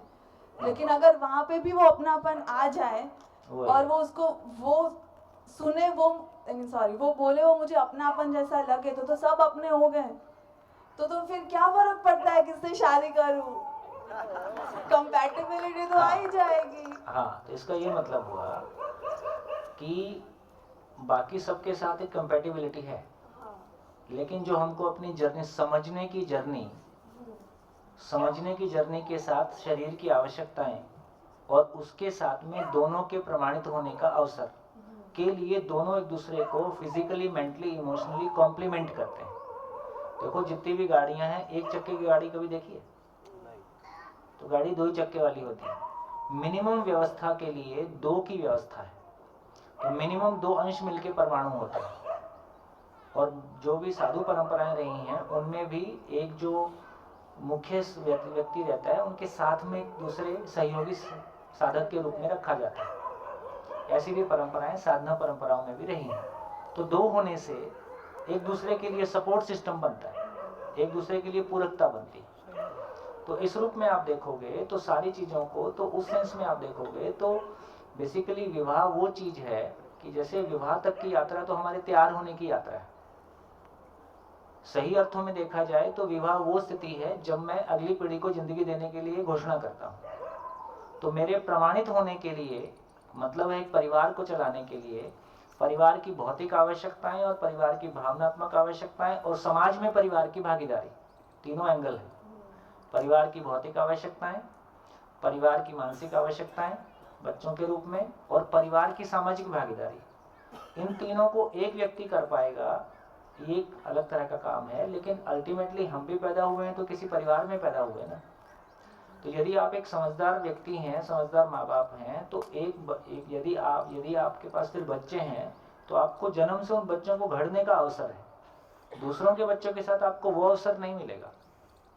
आप 2 घंटे लगा सकते हैं, लेकिन यदि आप पूर्ण परिणाम देखना चाहते हो तो एक बच्चे के हर क्षण को आप मॉड्यूलेट कर सकते हो, उस हर क्षण के साथ आप अपने आप को इन्वेस्ट कर सकते हो।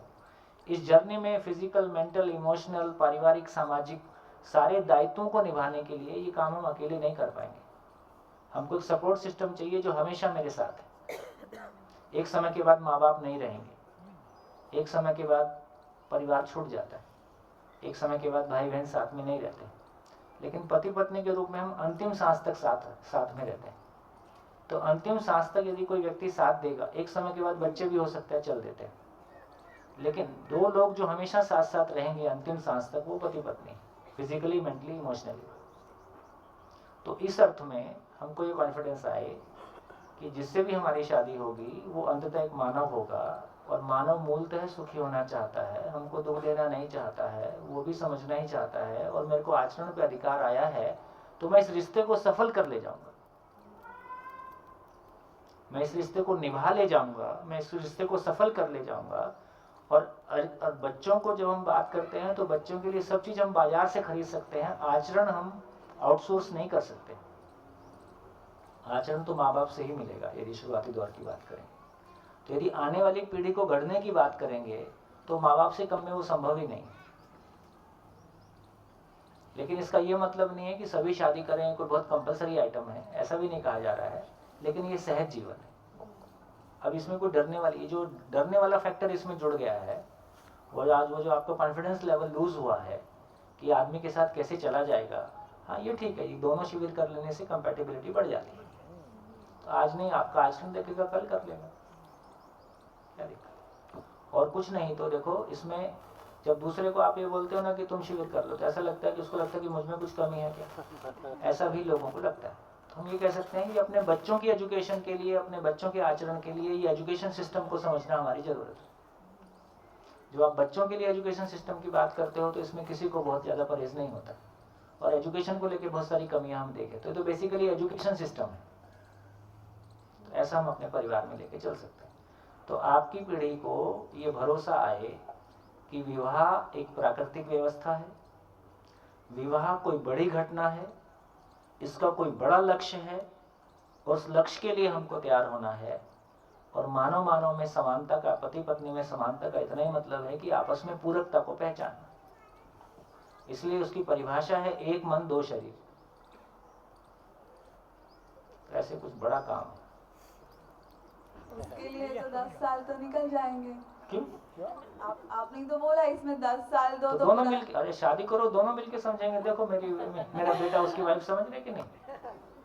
भाई शिविर में तो कम से कम मैं अकेला नहीं हूँ। हर बार आप मेरे को बोलते हो कि आप तो बढ़िया अकेले हो, है ना। मेरा बेटा है, बेटे की धर्मपत्नी है, दोनों मिलके समझ रहे हैं। अभी शादी हुई है 1 महीना पहले, हनीमून के पहले शिविर कर रहे हैं।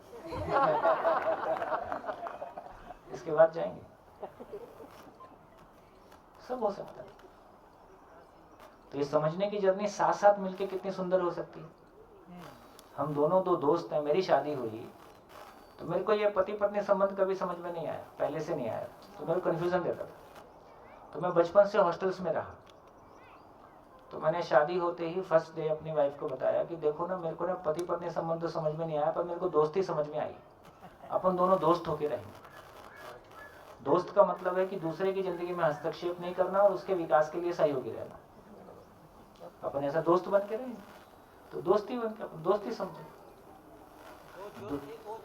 दो दोस्त एक हो जाएं, दो ज्योत एक हो जाएं, एक दूसरे को जलाए नहीं।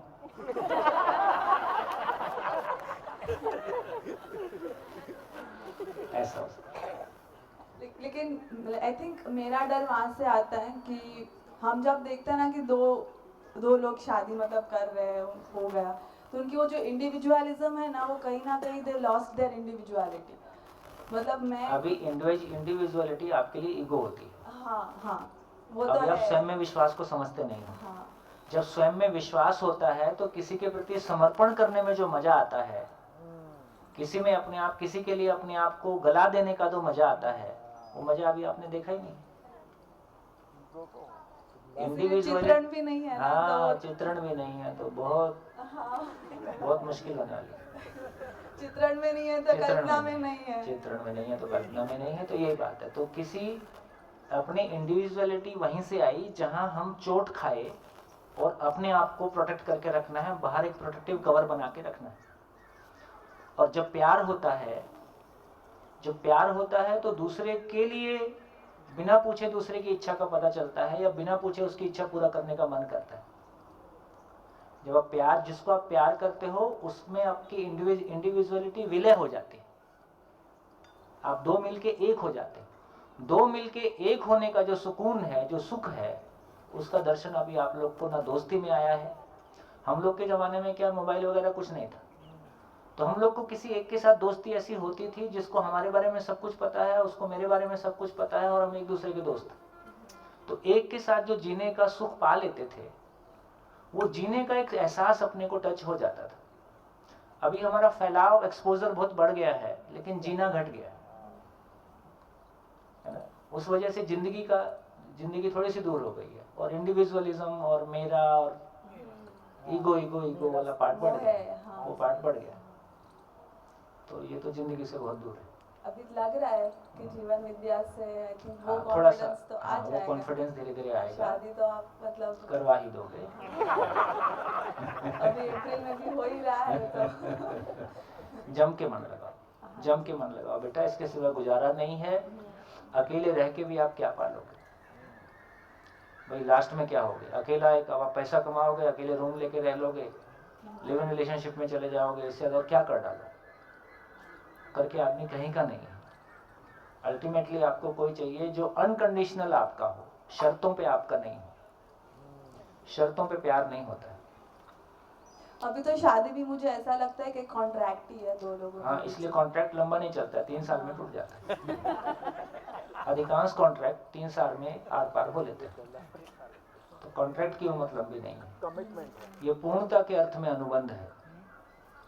ये तो जन्म, अभी अपने यहाँ तो कम से कम बिना समझे लोगों ने बड़ा काम कर लिया ना, 7 जन्म का है। 7 जन्म में बार्गेनिंग करोगे एक तो चल जाएगा। थोड़ा सा कोई बात समझ में आई तो जिंदगी में कहाँ लैंड करती है उससे पता चलेगा, इसलिए मैंने कॉन्टेक्स्ट छेड़ा। बढ़िया, नमस्कार। हाँ जी, ये जो बात चल रही उसी संदर्भ में याद आया, अपने यहाँ जो ऋषि परंपरा थी, हाँ, वो बिना विवाह के ऋषि परंपरा थी नहीं। सारे ऋषि विवाह करते थे, और अब पता नहीं सही है या गलत है, उसमें उसकी व्याख्या में मैं नहीं जा रहा, लेकिन ये था कि हाँ, एक दायित्व ये है कि मरने से पहले संतान देकर जाओ। अब उस संतान को हम भौतिक रूप में भी ले सकते हैं, या इस तरह से जो हम कह रहे हैं कि ज्ञान हम किसी दूसरे के भीतर विकसित करके जाए, वो भी। बिल्कुल जी, बिल्कुल। चलिए, तो मैं एक छोटा शेयरिंग कर दूं, मेरी लाइफ का अभी का इवेंट। हाँ, बोलो। जो शादी का कंसेप्ट चल रहा था उसमें कि लास्ट वीक ऐसा हुआ कि रजिस्ट्रेशन तो 10-12 दिन पहले कर दिया था, लेकिन आने से यहाँ पे आने के पहले पिछले हफ्ते में हम दोनों का थोड़ा बोलना चलना हो गया, और वो बहुत दुखी हुई। बहुत मीन्स वो मेरे को बता रही थी कि मेरी 26 साल की यात्रा में मैं कभी इतनी दुखी नहीं हुई। तभी मैंने उसे एक दिन के बाद जब सब कुछ शांत हो गए, तब हमने आइसक्रीम पार्लर में जाके वहाँ पे बैठे, बात की, और बाद में मैंने बताया कि जो हुआ है वो कुछ अच्छा होने के लिए हुआ है, मीन्स अब अभी बहुत बढ़िया होने वाला है, ऐसा मैंने तब उसको बोला था। लेकिन जो आपने जो सूत्र बताया कि विषमता विषमति ने सम की ओर, तो वो मुझे तभी ऐसा महसूस होने लगा था कि कुछ अच्छा होने वाला है, और शिविर के बाद लग रहा है कि नहीं, अभी तो बहुत अच्छा होगा। और दूसरे तो झगड़ा होने से परिवार में दुखी नहीं होना, कुछ अच्छा होने वाला। व्यवस्था की ओर है सब कुछ, सब व्यवस्था की ओर। और दूसरे जो दीदी बता रहे थे कि शादी, तो अभी मेरी बीवी बता रही थी कि हमको एक परमानेंट पार्टनर चाहिए, लड़ने के लिए, झगड़ने के लिए, रोने के लिए, क्या प्यार करने के लिए, घूमने के लिए, एक परमानेंट पार्टनर चाहिए। शुभकामनाएं।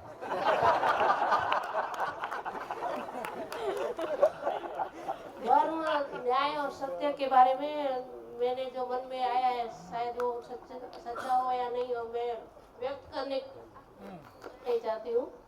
तो न्याय में अब तक समझ रही थी कि वो न्याय वो है कि जो शासन द्वारा किया जाता है। अब मेरे को ऐसा लग रहा है कि दूसरे के प्रति समान दृष्टि, सच्चा दृष्टिकोण, उसको सम्मान देने की वृत्ति और स्थिति, वही सच्चा न्याय है। और धर्म के बारे में भी मैं क्रियाकांड और पूजा अर्चना को धर्म समझती थी। अब मेरे को लगता है कि सच्चा धर्म वही है जो आत्मा की उन्नति में सहाय रूप हो, यानी कि समझपूर्वक जीने की दृष्टि हमारी उन्नत करे। और सत्य के बारे में मैं सोचती हूँ कि जो जैसा है वैसा ही दिखना, आडंबर के बिना जी, अपने आप को व्यक्त करना, यही सत्य है। बढ़िया बढ़िया बढ़िया, बहुत बढ़िया। चलिए इसको पूरा करते हैं।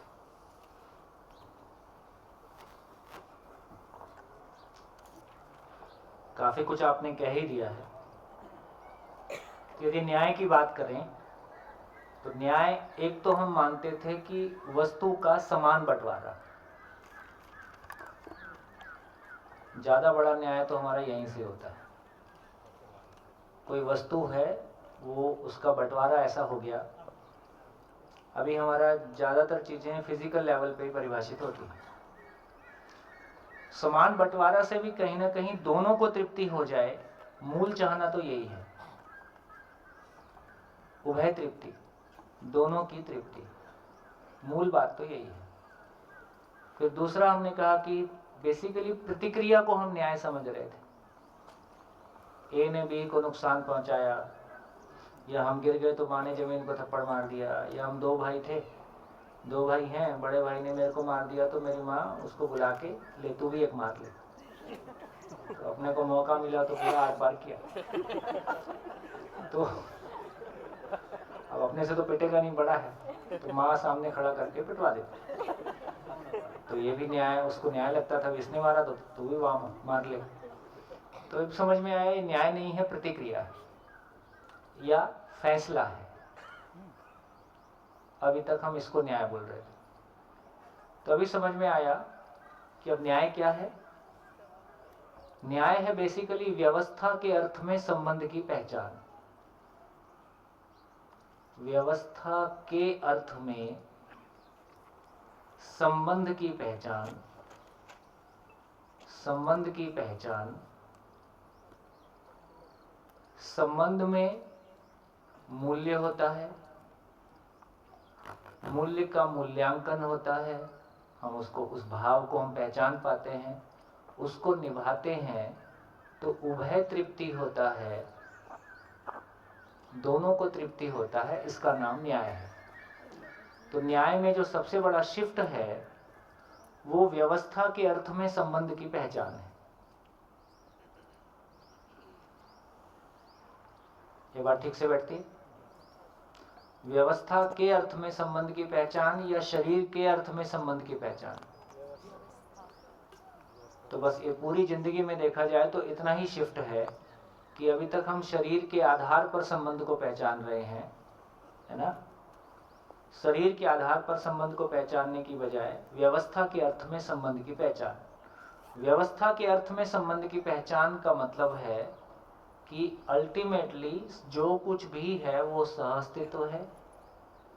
सहअस्तित्व में हर इकाई, छोटी से छोटी इकाई और बड़ी से बड़ी इकाई अपने आप में एक व्यवस्था में है। ये जो आपस में व्यवस्थित होना है, तो व्यवस्था के अर्थ में परस्पर भागीदारी को पहचानना।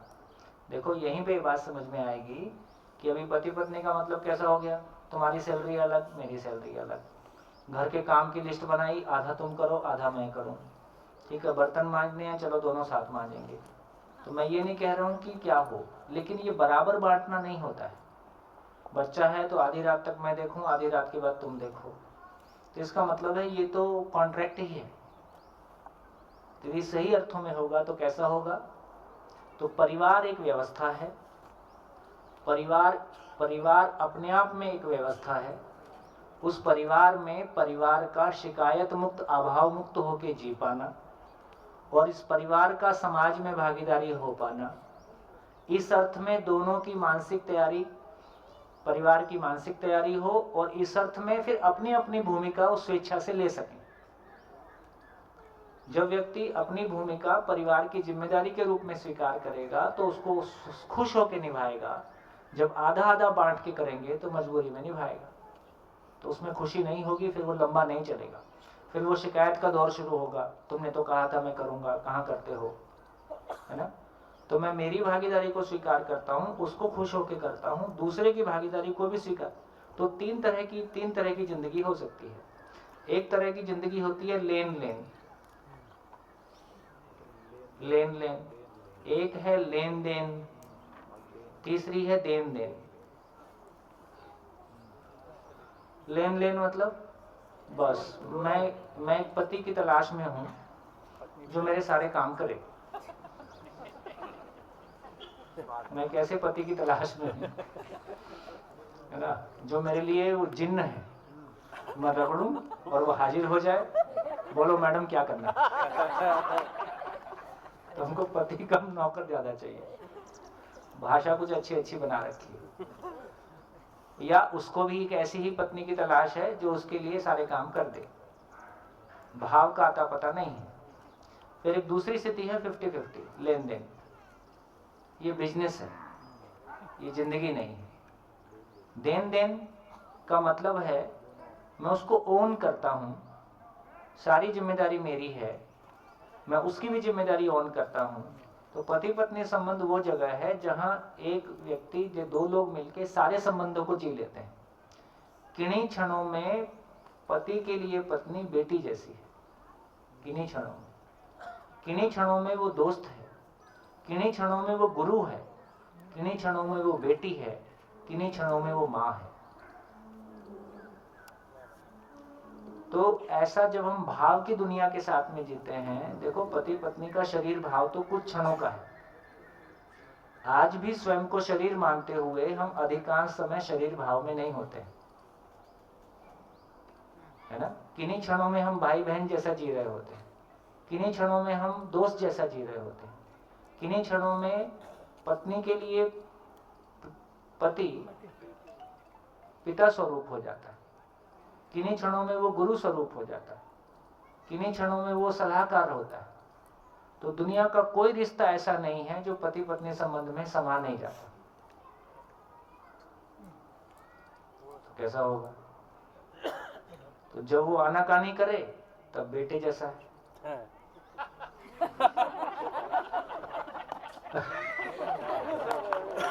जब उत्पाद मचाए तो बेटे जैसा है, तो पचा लेंगे।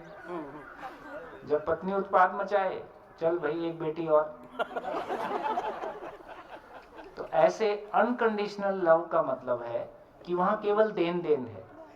मैं क्या करूंगी और सब जिम्मेदारी मेरी, मैं क्या करूंगा सब जिम्मेदारी मेरी।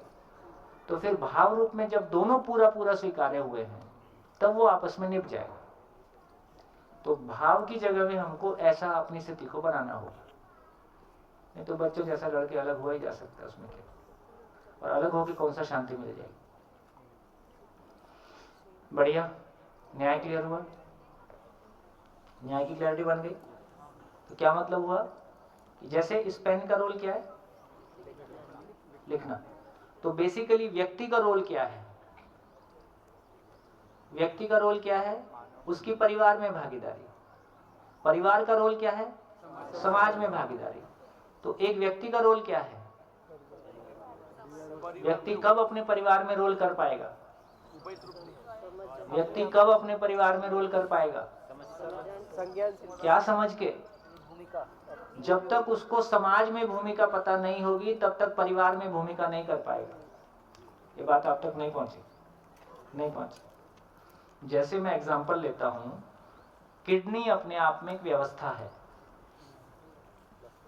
किडनी व्यवस्था है। और किडनी में कितने सेल होते होंगे, लाखों सेल। तो एक किडनी अपने आप में लाखों सेल से मिलकर बनी हुई है, ठीक। हर सेल को क्या पता है, किडनी का क्या रोल है बॉडी में, हर सेल को क्या पता है मेरा रोल कि किडनी का शरीर के साथ क्या भूमिका है। हर सेल के पास ये इंफॉर्मेशन है कि किडनी की शरीर के साथ क्या भूमिका है, तो सेल अपना काम परफॉर्म करता है। तो सेल की जगह आदमी रख दो, सेल की जगह आदमी रख दो, किडनी की जगह परिवार रखो, शरीर की जगह समाज रखो। अब आदमी को क्या पता होगा, आदमी को क्या पता होगा कि मेरे परिवार की समाज में क्या भूमिका है। तो एक व्यक्ति परिवार में परफॉर्म करेगा।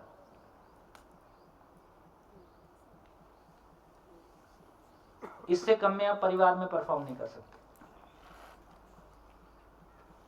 इतना चेतना का स्तर आपका बढ़ेगा कि क्यों क्यों क्यों समाज में भूमिका। आपके बेटे की शादी होगी तो समाज में होगी, बेटे की शादी होगी तो समाज में होगी, व्यवसाय करोगे तो समाज में होगे, बच्चे पढ़ेंगे तो समाज में पढ़ेंगे, हवा खाएंगे तो बाहर से खाएंगे, सामान आएगा तो बाहर से आएगा। तो समाज मेरे घर का आंगन है, समाज मेरे घर का आंगन है। और यदि आंगन गंदा रहेगा तो गंदगी घर में आएगी कि नहीं आएगी। मेरा घर साफ सुथरा रहना है तो आंगन साफ रहना है।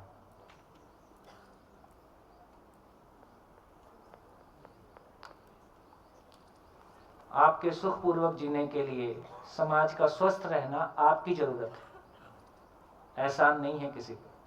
तो समाज सेवा जैसा कुछ नहीं होता है, ये झूठ है। मेरे अपने परिवार की सुख शांति के लिए समाज का स्वस्थ रहना हमारी जरूरत है। बोलो, ये सुनने में कैसा लगता है? हाइपोथेटिकल सा लगता है कि सच्चाई लगती है? दूर दूर सा लगता है कि पास लगता है? अभी तो दूर दूर लगता है। कितने लोग को पास लग रहा है? कितने लोग को लग रहा है कि मेरे बारे बात हो रही है? लग रहा है? अभी हमारी संकट का कुल इतना ही कारण है, मैं, मेरी पत्नी, मेरे बच्चे। यदि आप ऐसा मानते हैं तो आपका दुखी रहना निश्चित है। ब्रह्मा विष्णु महेश तीनों मिलकर आपको बचा नहीं सकते। हाँ, सच्चाई बोल रहा हूँ, सीरियसली बोल रहा हूँ। यदि आपकी चेतना का स्तर इतना छोटा है तो वस्तुओं के अलावा और कोई चीज के बारे में आप सोच नहीं रहे हो। और कभी भी नासमझी टैक्स लग ही सकता है। ये समाज कचरा है तो आज 80% महिलाएं अपनों से अब्यूज्ड हैं, घर के ही लोग हैं ना, बाहर के थोड़े, घर के ही लोग हैं। तो जब तक वो क्लैरिटी हमारी नहीं बनेगी, जब तक वो स्थिति है ना, आदमी पैदाइशी देवता नहीं है। हाँ, हम देवता हो सकते हैं, लेकिन उसके लिए वो मानसिकता, वो वातावरण क्रिएट करना। जैसे हमको समझ में आ गया कि भौतिक वस्तुएं हमारी जरूरत है, तो हमने बहुत मेहनत करके उसके लिए वातावरण बना लिया है, उसमें हमने सफलता पाई है। तो शायद अगली 3 पीढ़ियां और जम के मेहनत करेंगी तो हम मानसिक वातावरण भी बना लेंगे। क्या क्लैरिटी हुई? लिख डालिए। न्याय को लेके क्या क्लैरिटी हुई? भाषा में न्याय नहीं है, बोल के बता देना भी न्याय नहीं है, सुन के खुश हो जाना भी न्याय नहीं है। अपने भीतर स्वीकार हो जाए ऐसा ही जीना है, तो उसकी नींव पड़ी। हाँ जी, लिख डालिए। अपने लिए क्या समझ में आया?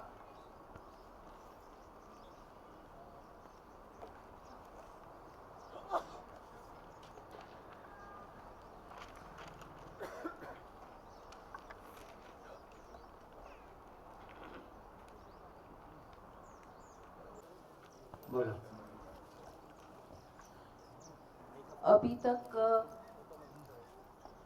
तक मेरे को मेरी ज़िंदगी में ऐसा था कि न्याय की तलाश थी कि मेरे को फैसला चाहिए, मेरे को अन्याय हुआ है। तो अभी मेरे को ये क्लिक हुआ कि ये अन्याय हुआ है, वो भी मेरे लिए व्यवस्था में ही एक भाग रूप था, और मुझे अब उससे न्याय तो ठीक है, पर मुझे मानव बनने के लिए अस्तित्व में भागीदारी करनी है। यही मेरे लिए ये उपलब्धि है इस बहुत जीवन की। बहुत बढ़िया, खूब शुभकामनाएं। हम सब की तरफ से आपको शुभकामनाएं। हाँ जी, बोलिए। एक पक्ष मैं अपनी जिंदगी में देख रहा हूँ, तो मैंने जिंदगी में हमेशा ये किया कि समस्या का हल एक समय के बाद मैंने कहा दूर हो जाता हूँ। तुम यहाँ खुश रहो, मैं जा रहा हूँ, नई जगह चला जाता हूँ, बंटवारे का झगड़ा है, छोड़ देता हूँ। और वो जो हम कह रहे हैं कि हम समाज से दूर होते चले गए, समाज से दूर होते चले गए, वो अभी लग रहा है कि हाँ नहीं, उस चीज़ को वहीं पे रोक के समझूं और एक सह अस्तित्व में उसको किस तरह से हम जी सकेंगे, इसकी कोशिश करो। बिल्कुल बिल्कुल। Understanding my role in the larger frame of this interconnected universe and playing my role perfectly with myself, my family and society. बहुत बढ़िया। ये मेरी तृप्ति के लिए मेरी जरूरत है। हाँ हाँ जी, बोलो बोलो। हाँ जी, भूमि। ये सब समझ के मुझे ऐसा लग रहा है कि मैं अभी आई डोंट केयर और आई डोंट नो वाला वर्ड यूज ही नहीं कर पाऊंगी। यूज करने के पहले मैं सोचूं। मनमानी का अस्तित्व में कोई जगह नहीं है। दुखी होना चाहते हो तो जितना करना है उतना करो। ये सब अपनी कब्र खोदने का काम है। हम कुछ नहीं करते, ये एरोगेंसी के साथ हम अपनी कब्र ही खोदते हैं। तो अस्तित्व में एक ही तरीका है। अस्तित्व की बारात निकली है, बारात का नियम समझो, उस बारात में शामिल हो जाओ और नाचते हुए जिंदगी बिताओ। इसके अलावा कोई ऑप्शन नहीं है बेटा। कुछ भी कर लो। आदमी की औकात बहुत छोटी है। प्रकृति के विरोध में खड़ा होकर आदमी बहुत छोटा है और प्रकृति के साथ खड़ा होकर आदमी बहुत बड़ा है। आदमी कितना बड़ा हो सकता है उसकी कल्पना उसको खुद को भी नहीं। ये जो हमको मॉडर्निटी ने दिया है, एरोगेंस दिया है, इंडिविजुअलिटी दिया है, ईगो दिया है, भोग दिया है, मेरी मर्जी दिया है, और वो कहाँ तक चला गया, वो कितना विकृत लेवल पे चला गया। मेरी मर्जी कहाँ तक चली गई, पहले कम से कम मैं उस बारे में, उस कॉन्टेक्स्ट में कभी विवाह अगले शिविर में कभी मिलेंगे तो थोड़ी सी खुल के चर्चा होगी। तो गेज, लेस्बियंस, है ना, ये सब पे बात करना पड़ेगा। हम कहाँ तक पहुँचे हैं, उसका क्या मीनिंग है, क्या सही है क्या गलत है। यदि सब कुछ नहीं खुलेगा तो आखिर अब खुल तो गया है ना सब कुछ। बच्चों के लिए तो पूरी दुनिया खुल गई। यदि सारी चीज़ पे हम बात नहीं करेंगे तो कैसे कौन सा मंच होगा जहाँ हम सब चीज़ पे बात कर पाएंगे और एक सही दिशा हमको मिल पाए। तो ये सारी चीज़ें खुल गई हैं आज। पहले कम से कम ये पक्का था ना, लड़की शादी करेगी, इंटरकास्ट करेगी, पर कम से कम लड़के से करेगी, ये तो पक्का था। अब तो कुछ पता ही नहीं क्या होगा। अब अगला एडिशन ये हो सकता है कि पशु ही ले आए, या नई न्यूज़ निकलेगी कि कुत्ते से शादी किया। हो रहा है? अच्छा, गुड। ये तो हम भविष्य देख लेते हैं इसका मतलब। नहीं, मैंने एक डॉक्यूमेंट्री देखी थी जिसमें एक लड़की थी, वो पिलर को ये समझ रही थी कि वो इसका सोलमेट है, तो उसकी पूरी लाइफ उसने वो पिलर के साथ वो रह रही है। मैं तो जीवावस्था तक गया था, वो पदार्थ तक पहुंच गया। और बेटा वो कोई यदि सेलिब्रिटी हो गई तो कई लोग पिलर से शादी करने लगे। सेलिब्रिटी जो कर दे, हम तो पागल है ना, हमारी तो अपनी कोई अकल होती नहीं है। तो सेलिब्रिटी जो कर दे वो करना हमको ठीक लगता है। फटे कपड़े पहने तो हम फटे कपड़े पहन लेंगे, वो जो उठपटांग करे हम सब कर लेंगे, क्योंकि सेलिब्रिटी कर रहे हैं। तो अधिकांश सेलिब्रिटी अकल से पैदल है। तो हमको ये देखना होगा कि मेरी जिंदगी के लिए मेरी क्या जरूरत, सही क्या है, गलत क्या है, उसका सार्वभौम आधार क्या है, यूनिवर्सल ग्राउंड क्या है। तो वो क्लैरिटी हमारी बनेगी तो हम आगे चल पाएंगे। तो पति पत्नी समाज की धुरी है, पति पत्नी संबंध समाज की धुरी है। इस धुरी के बिना हम कोई समाज बना लेंगे, ये हो नहीं पाएगा, हो नहीं सकता।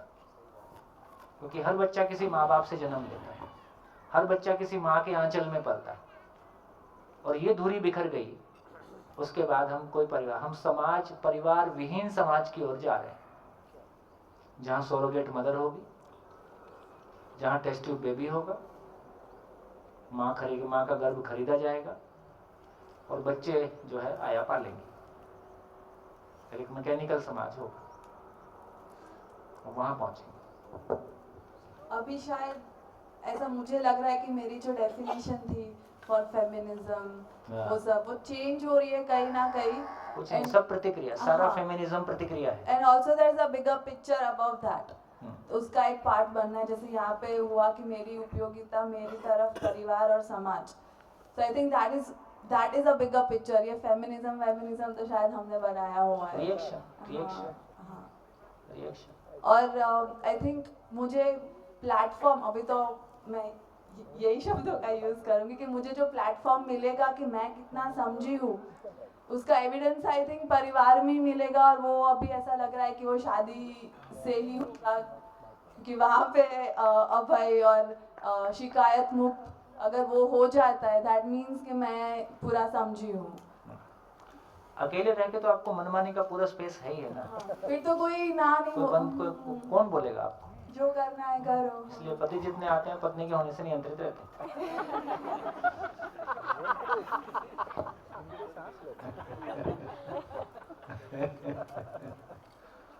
गुड, बढ़िया। हाँ बेटा, अभी तक मैं न्याय की शोध में जो भ्रम पाला था ना, वो मैं इससे अभी छूट रही हूँ। और मैं न्याय के लिए खुद के जीवन के न्याय के लिए मैं खुद को समझूं पहले, फिर मेरा भागीदारी मेरे परिवार में हो, फिर समाज में हो। यही दिशा मुझे अब दिख रही है। बढ़िया, चलो धन्यवाद आप सबका, हमारा जीवन सफल हो जाए। हाँ जी। पहले ऐसा लगता था कि न्याय परिवार में हम वडील है, तो हम बोले वो न्याय समझते थे। पर अभी ऐसा लगता है कि सामने से जो प्रतिक्रिया मिले, नहीं ये सही न्याय है, तो वो सही न्याय ऐसा लगता है। जैसे एक एग्जांपल मैं देता हूँ तो फ्रंटलाइन वर्कर में मैंने एक वैक्सीन लिया, तो वो उसका मैंने 2 मिनट का वीडियो बनाया और फेसबुक में डाला, तो बहुत सारे लाइक आए और एक गांधीधाम से भाई का फ़ोन आया कि आपने ये अच्छा वीडियो बनाया, मैं उसको शेयर करूं, आप बोलो तो यूट्यूब में। तो मेरा समाज को अच्छा लगता है तो करिए। तो सामने से स्वीकृति मिलता है, उसको मैं न्याय समझता हूँ। चलिए, ठीक हो गया। हेलो, मैं 5-6 साल पहले जब 25 साल का था, तब मेरे बहुत सारे सपने और बहुत सारे बाल भी थे वो टाइम पे। तो वो टाइम पे एक बीमारी चढ़ गई मुझे, मतलब वो टाइम पे मतलब किसी को भी 20-25 साल की उम्र में चढ़ती है कि कुछ ना कुछ घूमना है या कुछ करना है। तो मुझे सोलो ट्रैवलिंग की बीमारी चढ़ गई और मैं देश विदेश घूमना स्टार्ट किया। तो वो टाइम पे ऐसा लग रहा था कि मुझे जो भी करना है वो अपने लिए करना है, अपने परिवार के लिए भी। मैं सोच रहा था आज तक कि मैं अपने परिवार के लिए कर रहा हूँ, उनको कुछ पैसे दे के। खुद को ऐसा लग रहा था कि घूमता हूँ तो मैं अपने आप को एक्सप्लोर कर रहा हूँ और कुछ ना कुछ अचीव कर रहा हूँ। हो गया ऐसा कि मुझे ऐसा लगता था कि मुझे दुनिया के सारे देश घूमने एक बार और सब कुछ देख लेना है। लेकिन धीरे धीरे कभी कहीं ना कहीं पता चल रहा था कि कुछ ना कुछ मिसिंग है। कि जैसे कि आज आपने जो बताया ना, वो आप एक एक सेंटेंस बोल रहे थे, मुझे लग रहा था आप एक एक बार मुझे पटक पटक के मार रहे हो। सारी बातें वही हो रही थी। मैं जब आया था यहाँ पे पहले दिन, तो मेरे को एक्सपेक्टेशन लेके नहीं आया था। मैं बस आया था कि कुछ देखूंगा, जानूंगा। आप कहाँ से? सूरत से। हाँ, ये कुछ आप रिलेशन में? हाँ, मतलब ये मेरी बेस्ट फ्रेंड है भूमि, और वो ही मेरे को लेके आई है। तो मैं कोई एक्सपेक्टेशन लेके नहीं आया था, मैं जस्ट आया था कि कुछ समझूंगा। और कुछ ऐसा देखा था कि मुझे ऐसा लगा मैं कुछ सोशल इनिशिएटिव भी कर रहा हूँ, तो उसमें कुछ ना कुछ हेल्प मिल जाएगी। जो मिल रही थी मुझे संजय भाई, भारती बहन, अमित भाई और प्रतीक भाई से कुछ ना कुछ इन्फॉर्मेशन मिली। लेकिन ये मैंने एक्सपेक्ट ही नहीं किया था कि मैं शादी करने के लिए रेडी हूँ, जो मुझे ये 6 दिन में, मतलब ऐसा समझो कि 0 से 1 के क्लोज में आ गया हूँ कि अभी मैं करूँगा। क्यों? अपने लिए नहीं करूँगा। जो परिवार की आपने बात की, समाज की बात की, वो कहीं ना कहीं मुझे मेरा रिफ्लेक्शन है। जैसे कि पैंडेमिक में ये हुआ, मैं कनाडा में था और एक कोई दिन आया कि मुझे एग्जिस्टेंशियल क्राइसिस आने लगे। अभी हो क्या रहा था कि मैं कोई ना कोई दिन देख रहा था और हर दिन मुझे ऐसा लग रहा था कि मेरा कोई रिफ्लेक्शन नहीं है। जब मैं रिफ्लेक्शन की बात कर रहा हूँ तो 14 लोगों के साथ रह रहा था मैं एक घर में, सब मतलब जवान लोग, सब मस्तियाँ वस्तियाँ सब कर रहे हैं, सब कुछ हो रहा है। लेकिन रिफ्लेक्शन की बात जब आए कि मैं क्या हूँ, कौन हूँ और मैं क्या किसके लिए कर रहा हूँ, और कभी मुझे कुछ शेयर करना है या कभी मुझे किसी से कुछ फीडबैक जानना है, तो मुझे कोई था नहीं मेरे पास। तब जब जैसे कि तुलसी ने बात की थी कि नेवर सेटल, वो बहुत टाइम से चल रहा था, लेकिन वो कहीं ना कहीं अब समझ में आ रहा था कि never settle is something where I can only share with other people, but at the end of the day मुझे कोई एक पर्सन नहीं था जो मुझे पहचान पाए। और मेरे घर वालों से मैं क्या बात करता था, भाई क्या चाहिए, ये चाहिए, ओके ठीक है, ये रहा पैसा, दैट्स इट, नथिंग एल्स। उससे ज़्यादा कुछ नहीं हो रहा था।